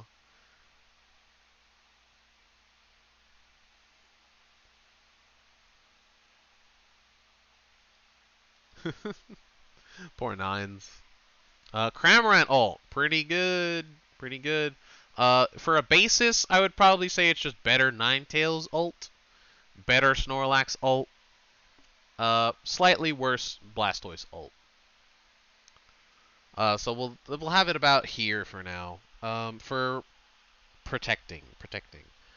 In all categories, it does pretty well. In Stealing Zap, it has the issue of aiming at Zapdos. You pretty much can't choose where you aim it, and it will almost never go for farm before it goes for people. And so you're really not going to be stealing Zapdos much with it, but protecting Zapdos is perfect because it will do so much damage. They will probably die before they can steal Zapdos, unless it's like a Greninja range ult. Like, and any kind of targeted ult is going to have trouble not aiming at Cramorant, so they can also eat an ult. Like a Cinderace ult can get eaten by a Cramorant that's ulting before it can hit Zapdos, right?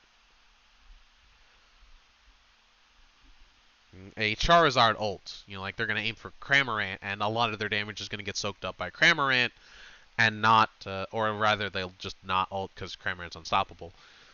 Their ults will fail, which is worse, right? Serena, you know, like Serena would basically have a very hard time ulting Zapdos now because they would have to go so far. They would have to go even further than normal. And they'll be taking damage the whole time. So protecting Zapdos, it's pretty good exclusively just because of the amount of damage it does. If they ignore Cramorant to try and get to Zapdos, they might just die before they even get there. Like Cinderace, like they would have to ult from all the way back, which is fine for them, but like that's the best one. Like Gardevoir, like won't even make it to Buddy Barrier and ult. Like Gardevoir would die before they could even get to Zapdos unless they had a eject button.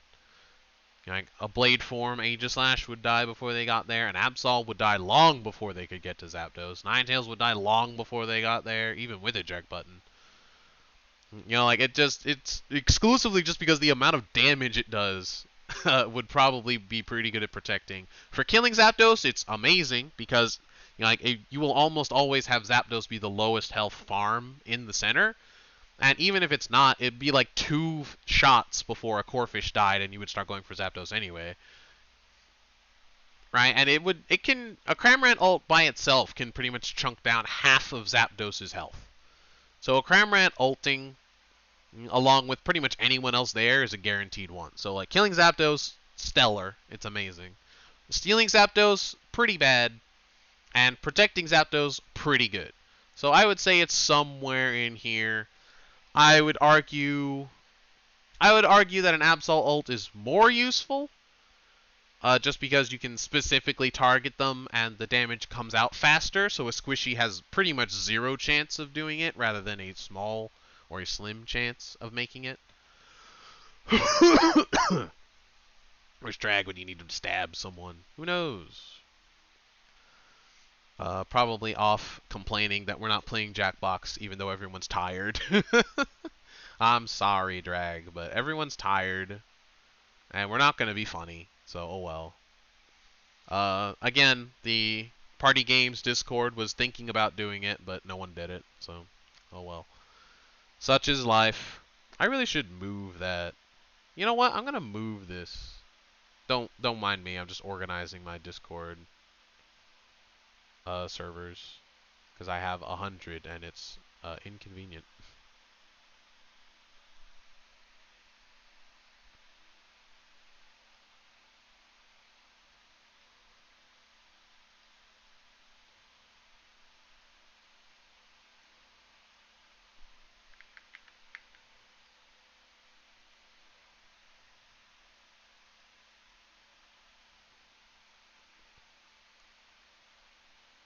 Let me just move this up. Yeah, let's say about here, here, here. Yeah, let's put it there. And now I'll be a little bit more attentive about that kind of stuff. Sorry about that. Jackbox, episode... Get out of here. Crazy person. Gengar ult is pretty good, exclusively just because of the sneakiness.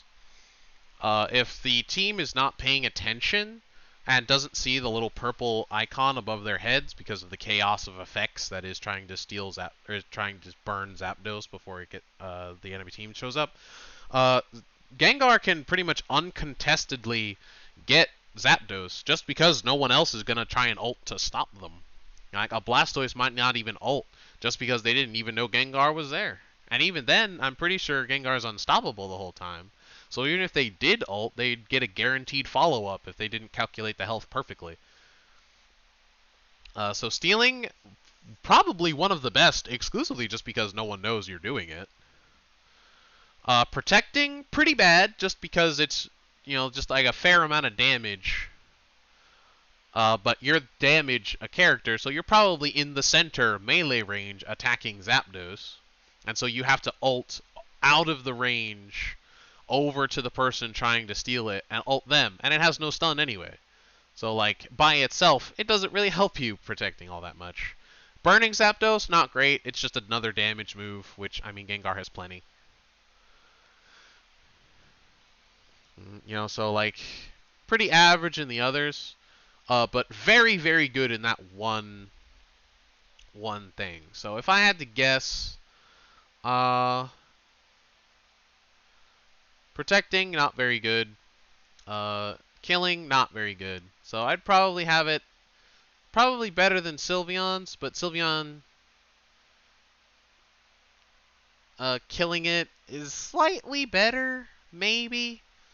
I think it does slightly. I think it does slightly more damage than Sylveon's ult. I don't have the exact numbers. But the healing is nice on Sylveon. I'd probably say it's better than Sylveon's. Just slightly, Again, damage, effect, bleh. You know, like there's another one for the B tier. You know, just like S, B, and C is pretty much where all of the standard ults that just do something go. But it is kind of better than a lot of the B tier ones, just because that the effect is free real estate. It's not so effective. It's not so effective on things like Rotom and Dreadnought because there's usually less effects going on, so you can usually see the purple icon show up. But for Zapdos in particular, Zapdos has a lot of effects. Zapdos is big. Zapdos makes the sky darker, so it's harder to see stuff. Like, the purple icon doesn't necessarily glow, and also it makes everything else looks like it's glowing, so that, you know, like, it's not dark, so you can't, you know, like, you can still see. Which is why it's hard to tell that Zapdos makes the sky dark, because everything starts glowing. So now the purple icon blends in even more. And also, everyone's going to be using all of their flashy attacks all at once to burn Zapdos constantly. So seeing one tiny effect, which is over everyone's head, so you see several of them, so they don't stand out as much, is pretty difficult to see. So it's very stealthy. Gengar specifically. Let me go to the bathroom real quick, and I will be right back.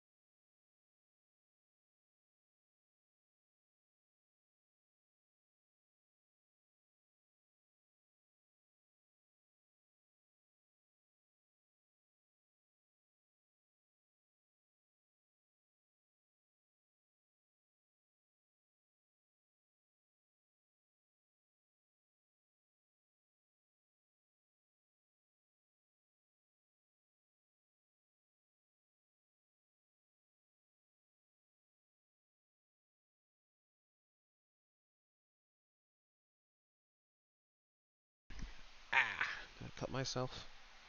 No, but it hurts. No, we're good.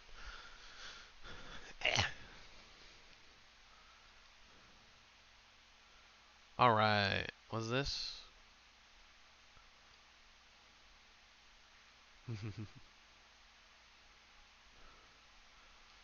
We're all a little crazy on the inside.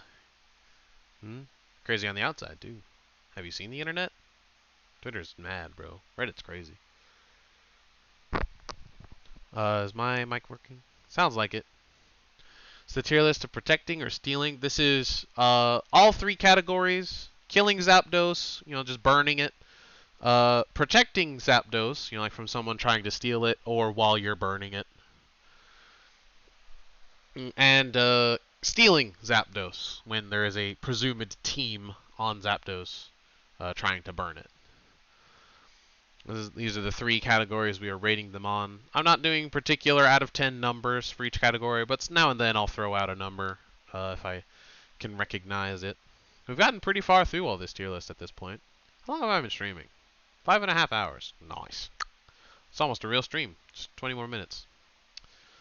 Clefable, DNF, did not finish. It's a supporter, so we can assume it's some kind of... We can assume it's some kind of mishmash of... technically not a supporter, but supporter, supporter, and supporter. So we could probably assume it goes in B somewhere, but B is filled up, and I'd rather not continue adding to B if I don't have to. So DNF did not finish. We'll just assume that their ult is very heal or effect based, like maybe Trevenant or something. Crustle maybe. And it's probably not damage focused.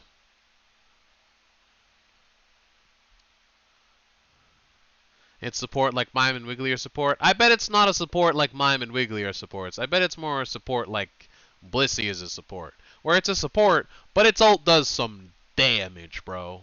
It does some damage. So I would not be surprised if they ended up in this range somewhere.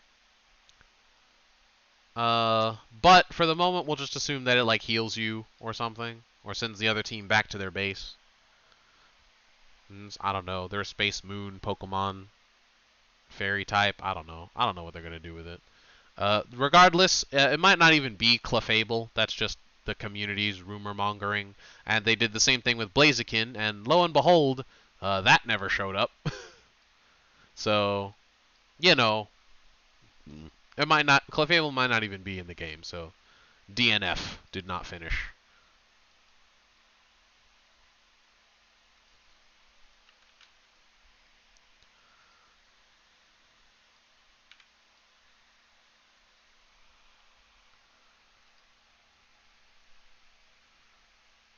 I think the Clefable is the next support, to be honest, but don't hold me to that. I don't know. I'm not convinced. I'm not convinced yet.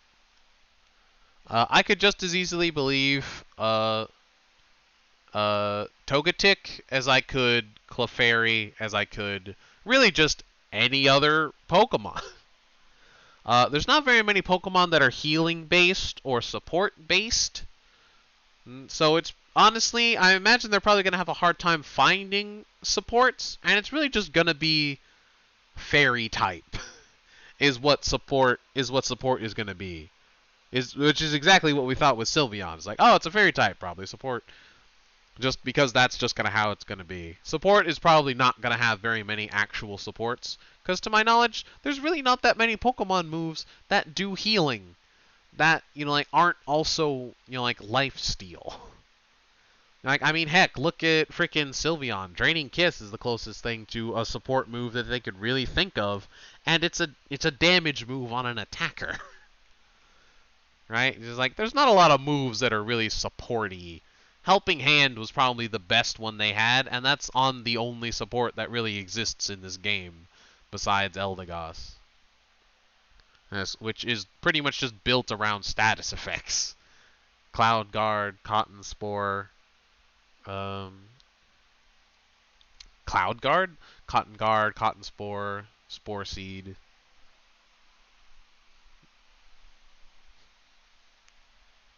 Like, even its ult heals, right? It's just like, it's just based on status effects. Completely. Did not finish. Machamp! Machamp is an interesting one. So, for stealing, is actually very good. For killing, it's alright. Kind of below average. And for protecting, once again, very good. So it's already got 2 out of 3. Right? So it's already in this kind of B+ to A tier. So for stealing Zapdos, the classic, obviously, it stuns everyone who is just Elder God, baby. It stuns everybody who is meleeing Zapdos at the time, which is very useful. In addition to this, it is also a very damaging ultimate move, in that I believe it generally will consistently do over 3,000 damage, assuming you get hit by the whole thing. For Mon, obviously you can just walk out of it if you get glanced. Like, you can just walk out of his ult. If you have any kind of unstoppable, you can dodge the last hit as well. If you have any kind of dash, you can dodge the last hit. And obviously for Zapdos, you have to start pretty far away. I've learned this the hard way. Like, if Zapdos was, let's say it was the tier maker logo here. You know, like, most characters would generally have to stand about here. Blissey would stand here. Most characters generally have to stand about here for their ult. Maybe over here. Machamp has to stand, like, over here for their ult. They have to stand about, like, 2 character lengths away from whatever they're ulting in order for a still target that does not take knockback to get hit by every hit. So for Dreadnought, you have to be, like, halfway across the screen. For Zapdos, same thing. Like, or you can, like, ult the wall by Zapdos, and that should also generally give you good spacing. But that means that you won't knock away all of the other people on the enemy team, and so they will generally all fall out of your ult. Like, none of them will get hit by more than, like, the first couple of hits. Which is pretty bad. And so you can't really realistically do that unless you're trying to, like, just steal Zapdos and run. And in which case you want to stun them anyway so they can't steal it. So, you know, like, for stealing, it's pretty good. I would probably say, like, 8 out of 10. Somewhere on those lines. For killing Zapdos, it's alright. You're really just using it for the damage buff. And that's what you also have to take in mind for stealing Zap, is you're going to be unstoppable for a very long time, and that means that you can walk all the way right up to Zapdos uncontested, straight up.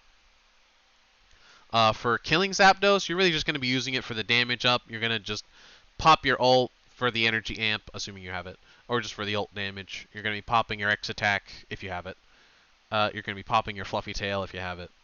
And you're just going to be going to town using your normal close combats, your cross chops, your dynamic punches. You know, probably not submission, but they buffed it, so you can now pop submission for extra damage as well. Because it will now do damage to unstoppable targets.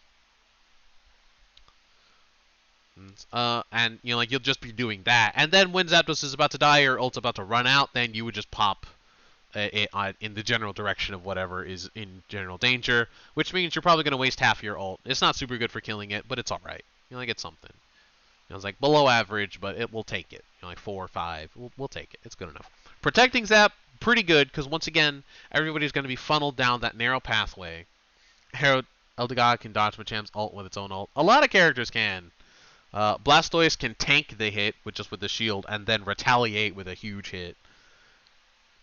You know, like, Gardevoir can, well, they can't stun Machamp, but, you know, like, once they fall out of the ult unstoppable from using the big punch, they will then get stunned and probably killed if Gardevoir lives, which they probably won't, because Gardevoir probably gets close to one shot by it.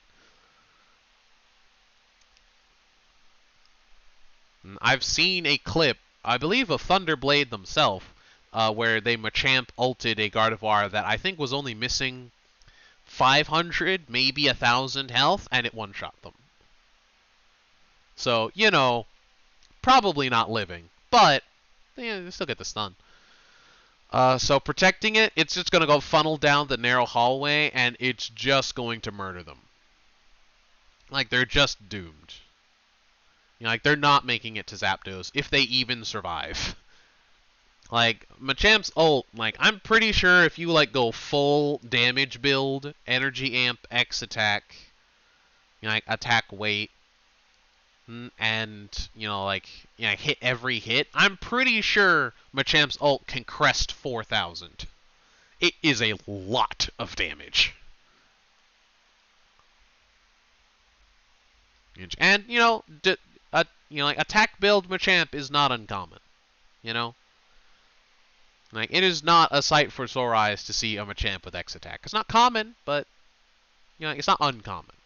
So, regularly can hit extreme amounts of damage. Protecting Zapdos, it's pretty good. Ulting down that hallway means only unstoppables are going to make it. Even an eject button probably will not save you from how far away a Machamp can start that ult. Especially since they can pop their ult and then wait for you to use literally any movement option and then stun you with it. Especially if they catch you between Machamp and the Zapdos wall. right? Like, they're just gonna punch you and just keep punching you. And you die. Whoops. And you die. Like, even like a Greninja would pretty close to get one shot by that, unless they had Buddy Barrier. They wouldn't get one shot, but they would be close, and at that point, ult is their only option. Which, you know, like, if Zapdos isn't low, they're not gonna have a good time. And they can't ult out of Machamp's last hit either, because their hurt box is active the entire time that their ult is going off. So they would still get hit by Machamp's ult, and proceed to get walloped by whatever Zapdos was throwing out anyway. Let's not forget, Zapdos also defends themselves. So if they are low health, like, for instance, Cramorant's ult in protecting Zapdos, if they're low health, Zapdos is fully capable and more than willing to just take you out themselves.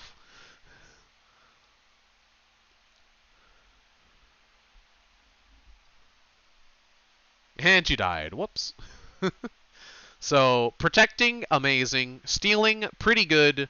Killing, it's a lot of damage. You know, it's like, there's nothing wrong with that. There's nothing wrong with a lot of damage. It's pretty good in every category. I wouldn't say it's quite S tier in every category, just because it's so inconsistent. Like, if they ever made Machamp's ult actually stun, like, it stuns you and sends you to the center of the ult to, like, combo you, it would be up here.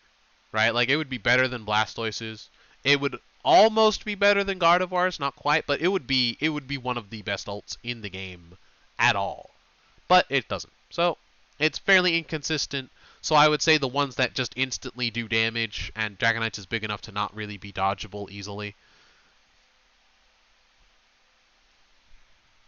You know, like, you cannot flame charge from one side to the other. Like, a dash is not enough unless you're dashing out, in which case you're not damaging Zapdos anymore, and that's exactly what Dragonite wants, right? So I would say it's worse than these two. The instant damage, I'd probably say it's better than Absol's, honestly. For stealing, I'd say it's better for killing, because it does more damage, and it's way better at protecting. So I would say it's better than these two. It's probably better than Blissey's, honestly. Because it does a similar amount of damage, probably slightly more. Maybe even quite a bit more. But it also, like, it has more stun, so it's better at protecting. And you can actually steal with it. You can't steal with Blissey's ult. So I would say it's probably here, maybe even here. Dragonite just has more range, similar damage, more, you know, like similar, worse stun. Doesn't have similar damage, has worse damage, but you know, like the range is just so good. Like being able to ult from anywhere is not to be overlooked, because you can be going to score up top lane while hovering your ult over Zapdos if it gets low. Like, it is insane. I've done that myself. I have gone to score top while Zapdos is being murdered by, like, their entire team, and ulted, or while my team was burning it. And as soon as I saw trouble or saw Zapdos was low, just ult it. Like, if it doesn't get low, you go score. If it gets low, land on it. Right? It's so many options available to you that you would not otherwise have.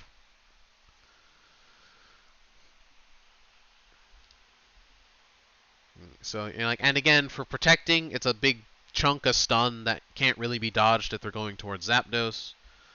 For killing, it's just, you know, like, it's not great, but it's damage. And for stealing, it's, you know, like, one of the best. You cannot do Zapdos while Dragonite, Gardevoir, or Blastoise are alive. It's like, you just can't do it. Like, the same also goes for Venusaur, but for a different reason. We'll get to that. So I would probably say if it was more consistent, it would be better than Dragonite. But as it stands, I would probably say it's about A. Just A. It's easy to underestimate Machamp's ult, especially considering the rest of their kit is not super impressive. It's been buffed a couple times, so now it's better. You know, like, the meta has progressed. Cross Chop has been found to be stupid. Dynamic Punch, you know, just like the stun is nice, but you know, like the meta has progressed, and Machamp has had its ups and downs, and it is benefiting from the maturity, from the age. It's aged like, I wouldn't say a wine. It's aged like a. Mm, it's aged like some. It's aged like some cheese, right? Or like some caviar. It's had its ups and downs. You know, like there was a time during its aging that it was absolutely awful, and there's a time that it's great. And you know, like we've got that nicely aged cheese, right?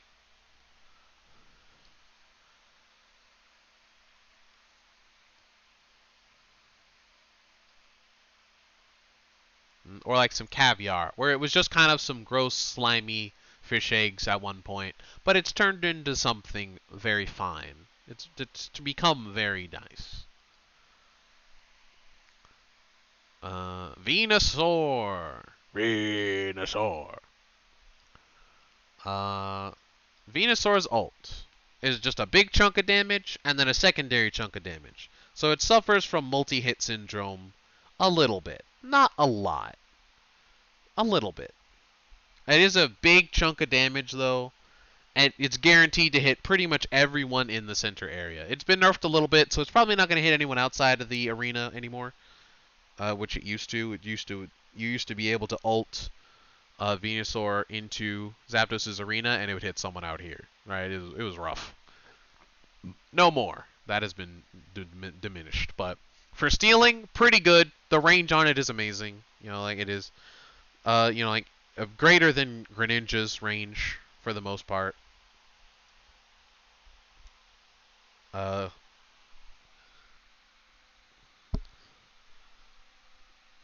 its damage output is impressive, more impressive than Greninja's. It's just better Greninja ult, really, is all it is. It's just better Greninja ult, so by default it gets a B.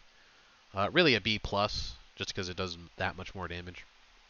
For killing Zapdos, it's free damage, it's a lot of damage, and it's a lot of damage quickly. For protecting Zapdos, not very useful. It really kind of falls flat there. It has no stun. The damage is somewhat dodgeable if they have multiple dashes. But the whole thing will still probably hit them, and they can tank it enough. You know, like it won't one-shot them. They can tank it enough that they can ult Zapdos for the buddy barrier. Like even like a Greninja would be able to just run in. That's kind of like kind of an average amount of health is what I would consider is like a Greninja, where you know like they don't have a lot of defense, they have a fair amount of health, right? They're not super squishy, they have healing. You know, it's like it's not a Lucario that's unkillable. It's not a Cinderace that dies to you know like a stiff breeze. You know like it has places to be and it can get there. Right, but you know, like most of the characters in the game generally fall on either tanky or squishy. Tanky, squishy. Tanky, tanky, squishy. That one's fair. I would almost argue tanky. It gets pretty close. Tanky, squishy, squishy, squishy. Tanky, tanky, squishy, squishy. Tanky, switches both. Yes. Tanky, tanky, tanky, squishy, squishy. Like they're very clearly on one side or the other. Like, Charizard is a little too tanky for me to consider it average. Tanky, tanky. I consider it tanky. Everybody says it's squishy. You know, like, make your own decision, I guess. Undecided. Squishy, very squishy, squishy, squishy. Very, very tanky, tanky, tanky. Very. Tanky, tanky, we don't know. You know, like, everyone other than, like, Greninja and Charizard are very clearly in one camp or the other. So Greninja is like my baseline of health and defense. Because Charizard, when they ult, become immortal. And also Charizard is actually pretty tanky. If you've ever tried just killing it alone.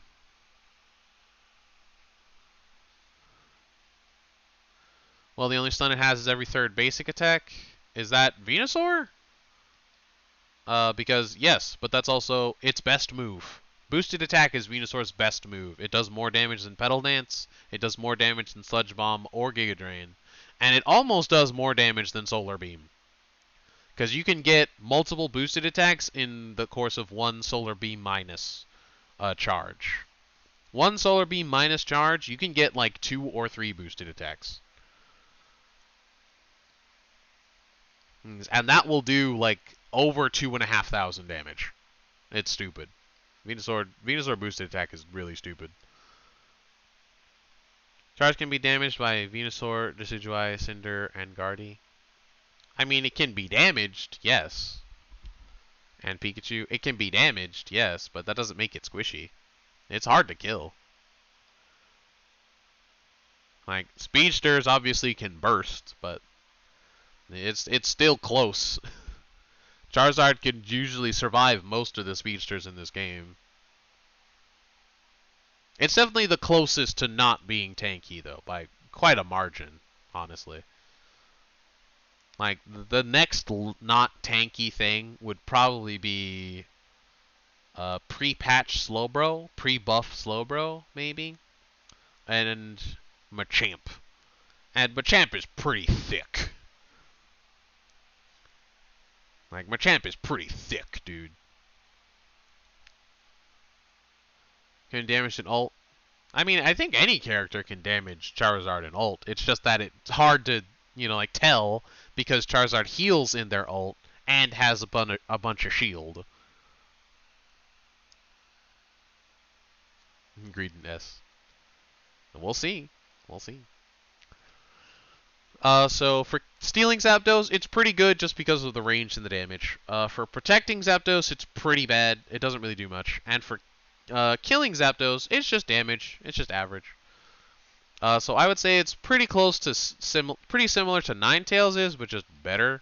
And pretty similar to Snorlax is, but just better. Except it doesn't have the stun. Because of the stun, Snorlax can protect better. So Snorlax actually has pretty good protection. So I would argue that it's just really just better Ninetales' ult, really. Ninetales' can stun, but it's not consistent. It's just one tick of the freezing gauge. So like if you're ulting to steal Zapdos, it's almost never gonna stun.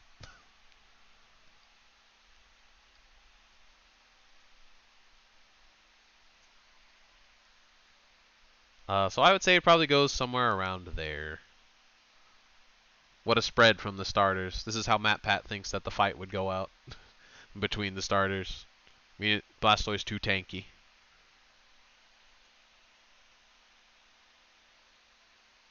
That's not true. I think Charizard actually survives. Beats Venusaur in that video. Was that Death Battle or was that Game Theory? I think it was Death Battle. Never mind. I think it was Death Battle that pitted the three starters against each other. And I think that's the only three-way Death Battle that they have done to date. I should watch more Death Battle. It's been a while. They went on their series hiatus, and I just kind of stopped watching because there was no videos. It was Death Battle. It was Death Battle. I thought so. I think Matt Pat has theorized which of the starters would win on Game Theory, but I think he just kind of came to the same conclusion. I think. Or no, what I'm thinking of, I think, was taking Pokedex entries literally. I think is what Matt Pat did. And he was like, this can melt steel, this can puncture steel, plant.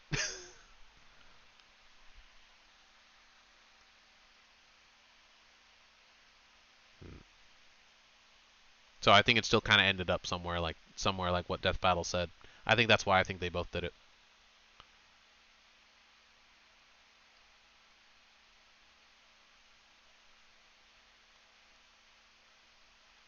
You're still doing the tier list? Yes, I'm still doing the tier list. This is why I said that I shouldn't do it. And when the raid happened, but everyone insisted, and now here we are. You get the boring tier list. I'm having fun.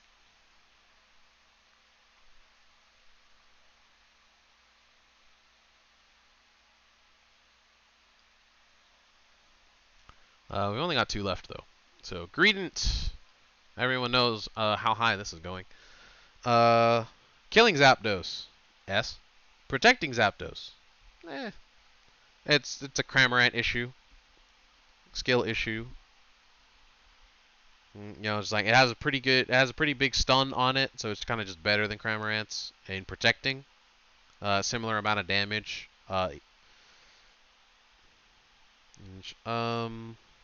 Slightly less after the nerf, so I would say probably less than Cramorant's in damage, but the fact that you can move it is pretty nice, but Cramorant has enough range that doesn't matter.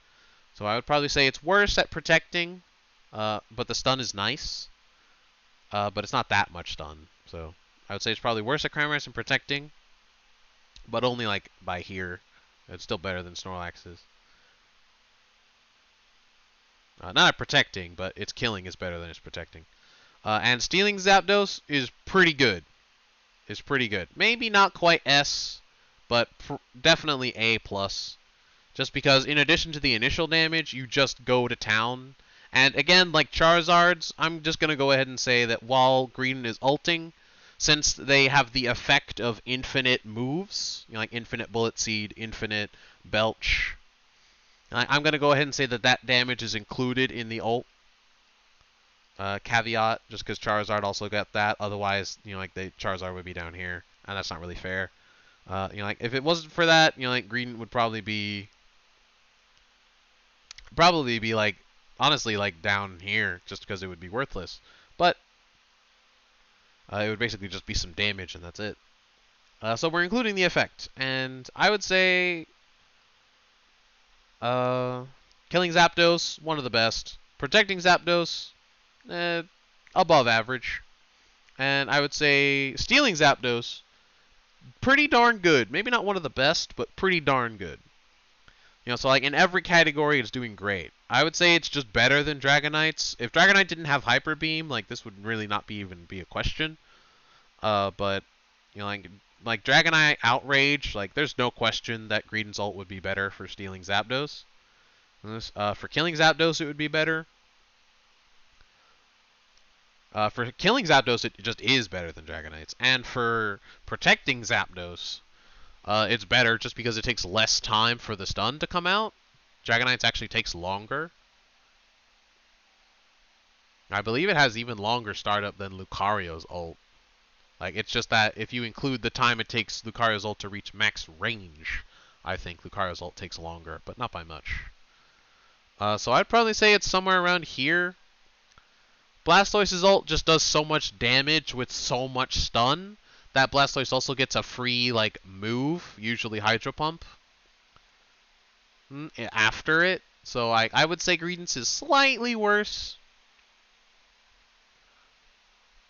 And obviously Dragonite can surf in and ult Zapdos, so it's pretty much impossible to stop him. Again, like, you can't do Zapdos if Blastoise is alive. Greedent, after the nerf, is not quite that level, but I'd say they're a solid, like, A+. Like, I'd say they're right here. I wouldn't say they're quite S tier, not anymore. Before the nerf, they were the steal. They were the Zapdos steal. But with the nerf, A+. Respectable. Probably the top of A+ too, because I don't think anyone else is really going to get better than this without being as good as this. Serena. And the finish. Serena can't ult Zapdos, so killing is null. Stealing is null. It's pretty much the same as Slowbro. And it has the stun, so protecting is alright. That's actually a good point. Slowbro is alright at protecting Zapdos, actually. It's actually pretty good at protecting Zapdos. I didn't really think about that.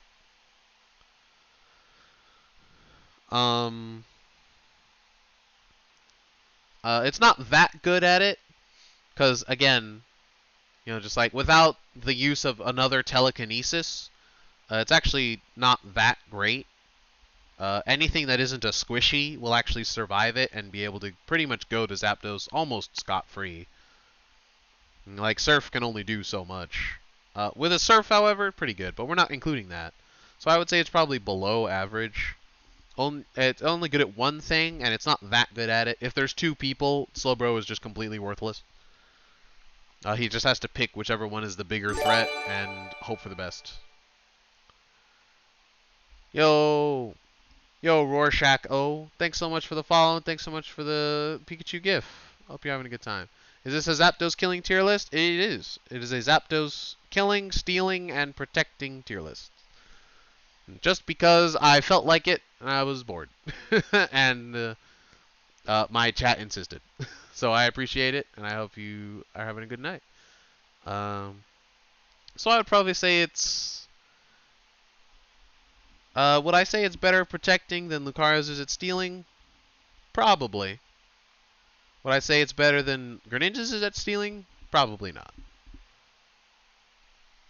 So Serena's is in the same boat because it's almost literally the same thing. Except it's shorter. But it also does damage. If I had to pick, I would probably prefer Serena's ult over Snowbro's.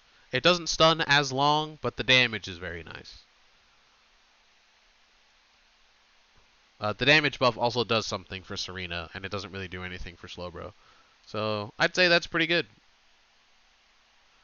I feel like Lucario and Greninja are robbed. Tell that to their ults, because that's kind of how their ults are. Greninja's ult was so bad that it was one of the only ults to ever be buffed. Venusaur's kind of got a shadow buff, but then they immediately nerfed the shadow buff, so like it was literally like one patch to the next. So like I'm pretty sure Greninja's is literally the only ult to ever get a buff. That's saying something, considering these two ults exist. And this one. This one exists, and they haven't buffed it. Greninja's is the only one where they were like, it's so bad, we need to buff this. Lucario's is probably in the same boat, honestly. The difference is this character is so broken that if they ever even dreamed of buffing anything on them other than close combat because it was bad, they'd probably be laughed out of their jobs. So when Zap is up, I'll know who to kill. Well, again, this doesn't take into account the rest of the character's moves. This is just on their ults. Oh, I should probably have mentioned that. This is only including their ults. In the scenario, we're not including the moves, because otherwise this would just be a tier list. If you want, you can use this for visualization. This one didn't have Aegis Slash, however, so I did not use this. I did not use this tier list. But there you go. This is roughly what I would consider the ults in this game, and their ability to steal Zapdos, kill Zapdos, and protect Zapdos. Generally, being good at one thing was a B, being good at 2 was an A, and being good at 1 was a C, roughly.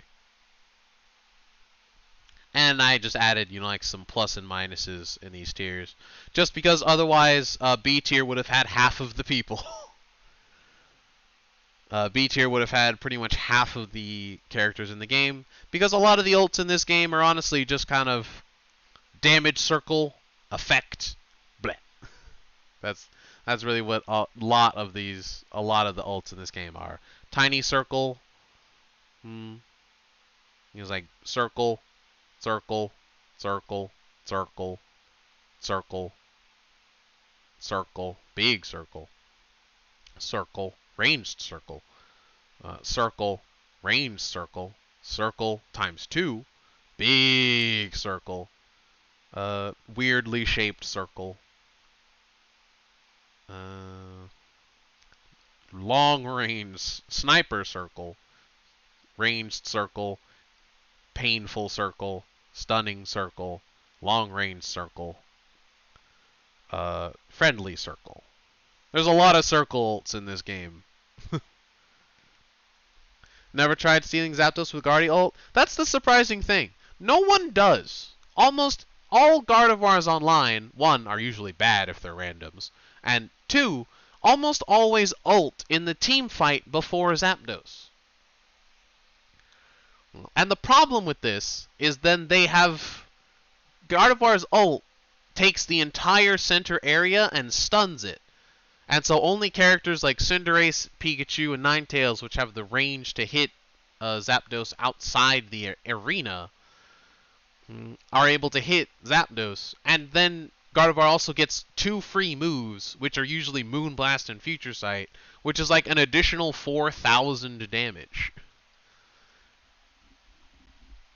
So like Gardevoir ult is actually really, really good at stealing Zapdos, especially if the team has a lot of melees and the ranged are dead because they're squishy. Pikachu, Ninetales, Cinderace. You know, it's like Venusaur usually runs Petal Dance, and so they can't just stay outside of the range. Cramorant usually runs Dive, so they usually can't stay out of the range. Dragonite they also might, but their ult is a problem. You can't do Zapdos while their ult is up. Same with Blastoise, so these need to die before you're doing Zapdos anyway.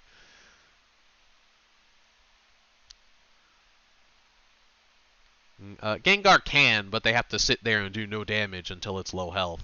So, like, if you just don't attack Zapdos, you can just go kill him. Eldegoss doesn't do that much damage. It does damage, but not that much damage. And they're probably going to try and steal it with ult, which has a lot of startup. So, yeah. It's like for almost every character in the game, aside from a few long-range characters. You know, like Decidueye also would be on that list, but this is literally the squishiest character in the game. Literally, you know, like literally other than those like 5, Gardevoir can stun all of them and get like a free like 6,000 to 7,000 damage with ult. I never really see anyone do that though, which is the strange thing. Obviously, I don't see it much in my games on the enemy team because I kill the Gardevoir before they get a chance to ult in the team fight. And the Gardevoir, and I'm cursed, so the Gardevoir will usually solo ult me anyway. But I very rarely see randoms go for it. On my team, Johnny does it all the time, and it's how we've won like half of my games. Half of my games in rank have just been Johnny stealing Zapdos with Gardevoir ult. It's like Zera ult, but better.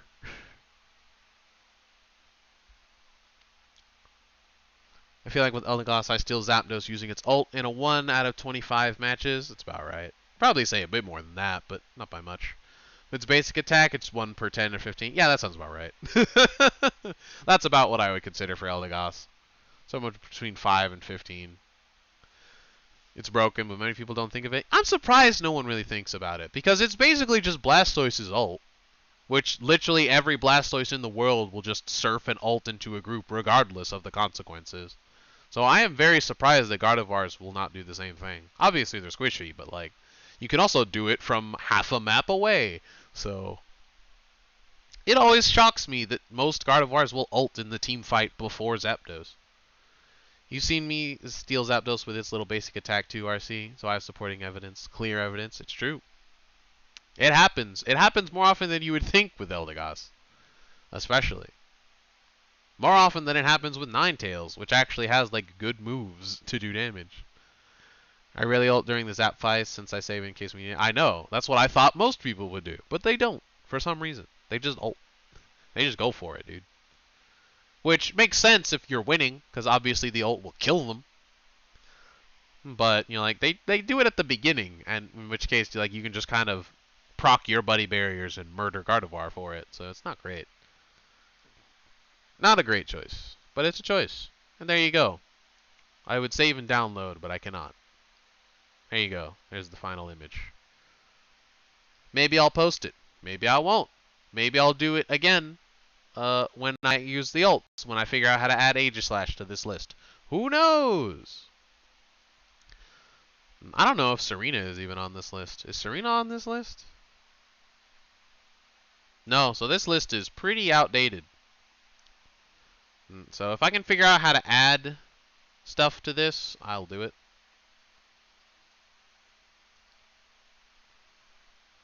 But until then, this will do.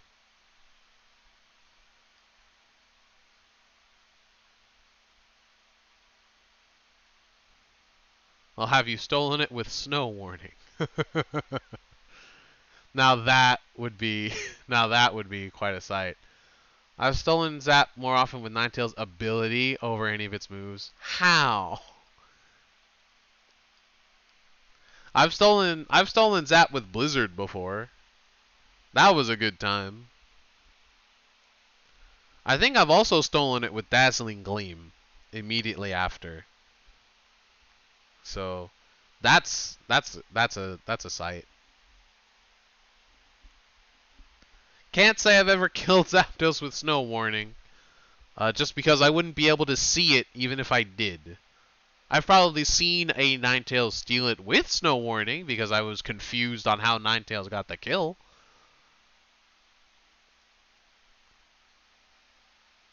But that's about it.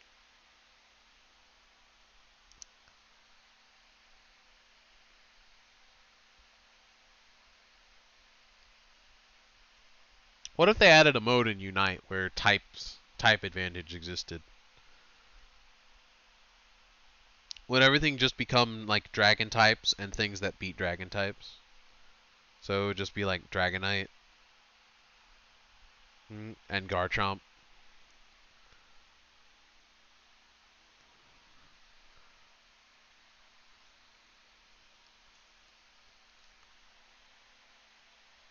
And then you would just take like Aegis slash Steel type, Ninetales and Mammo Ice type, and the support fairies to kill them. Like Mime to just kill them. Straight up. It would finally make Sludge Bomb good. So that would make Gengar good. That'd be a weird meta.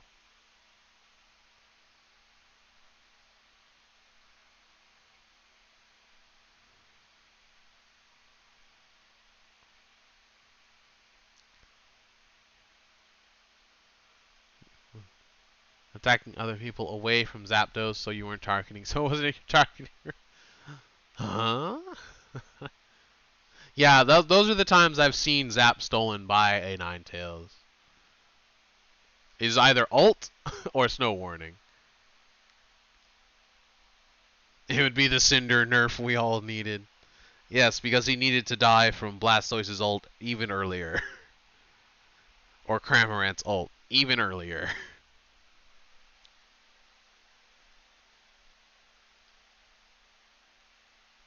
Pika would destroy the meta. Pikachu would finally be a counter to Cramorant, that's for sure. One Thunder Shock and Cramorant would be in a world of pain. I don't think Cramorant is flying type, is he? Is he water flying?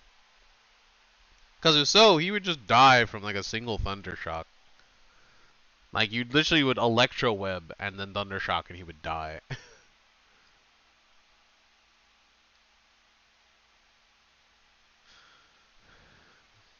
The tier list on who beats pre-patch Gengar. And we're done.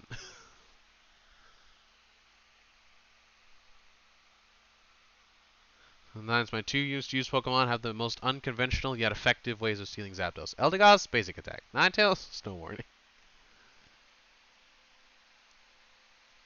I'm not particularly good at stealing Zapdos, honestly. Like I'm particularly good at the team fight beforehand because I just go damage characters. Cinderace, Zeraora, Absol, Talon. Talon's alright at stealing. Talon's pretty good at stealing. The problem is everyone knows Talon's pretty good at stealing, and almost every time I ever play Talon, there's almost always a Blastoise, which is like the one thing that you can't steal with Talon with, because Blastoise ult does more damage than Fly. Which is stupid.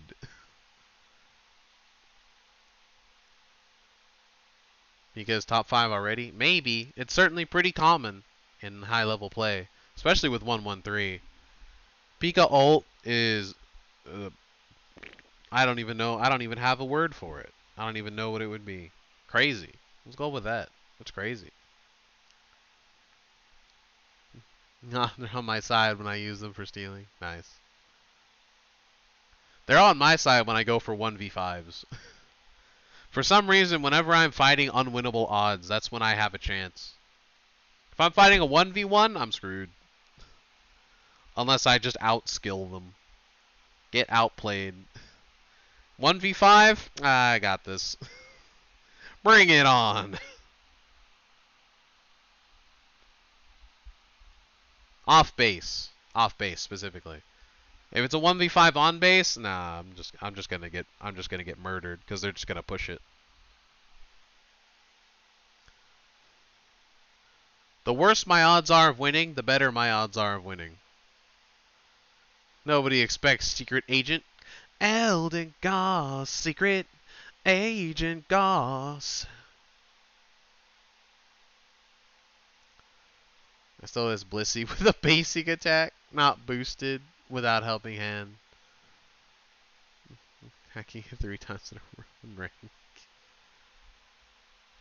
That's definitely happened to me a couple of times when Blissey was new, but for the most part, I believe that it was a boosted attack that I stole it. But usually, if it was a boosted attack, I wouldn't steal it. It would just get taken by someone else. I'm surprised at the number of times I have killed Zapdos with Blissey unboosted basic. The times is higher than I've taken it with a boosted, I'll tell you that much. Which is dumb. That's the wrong tab.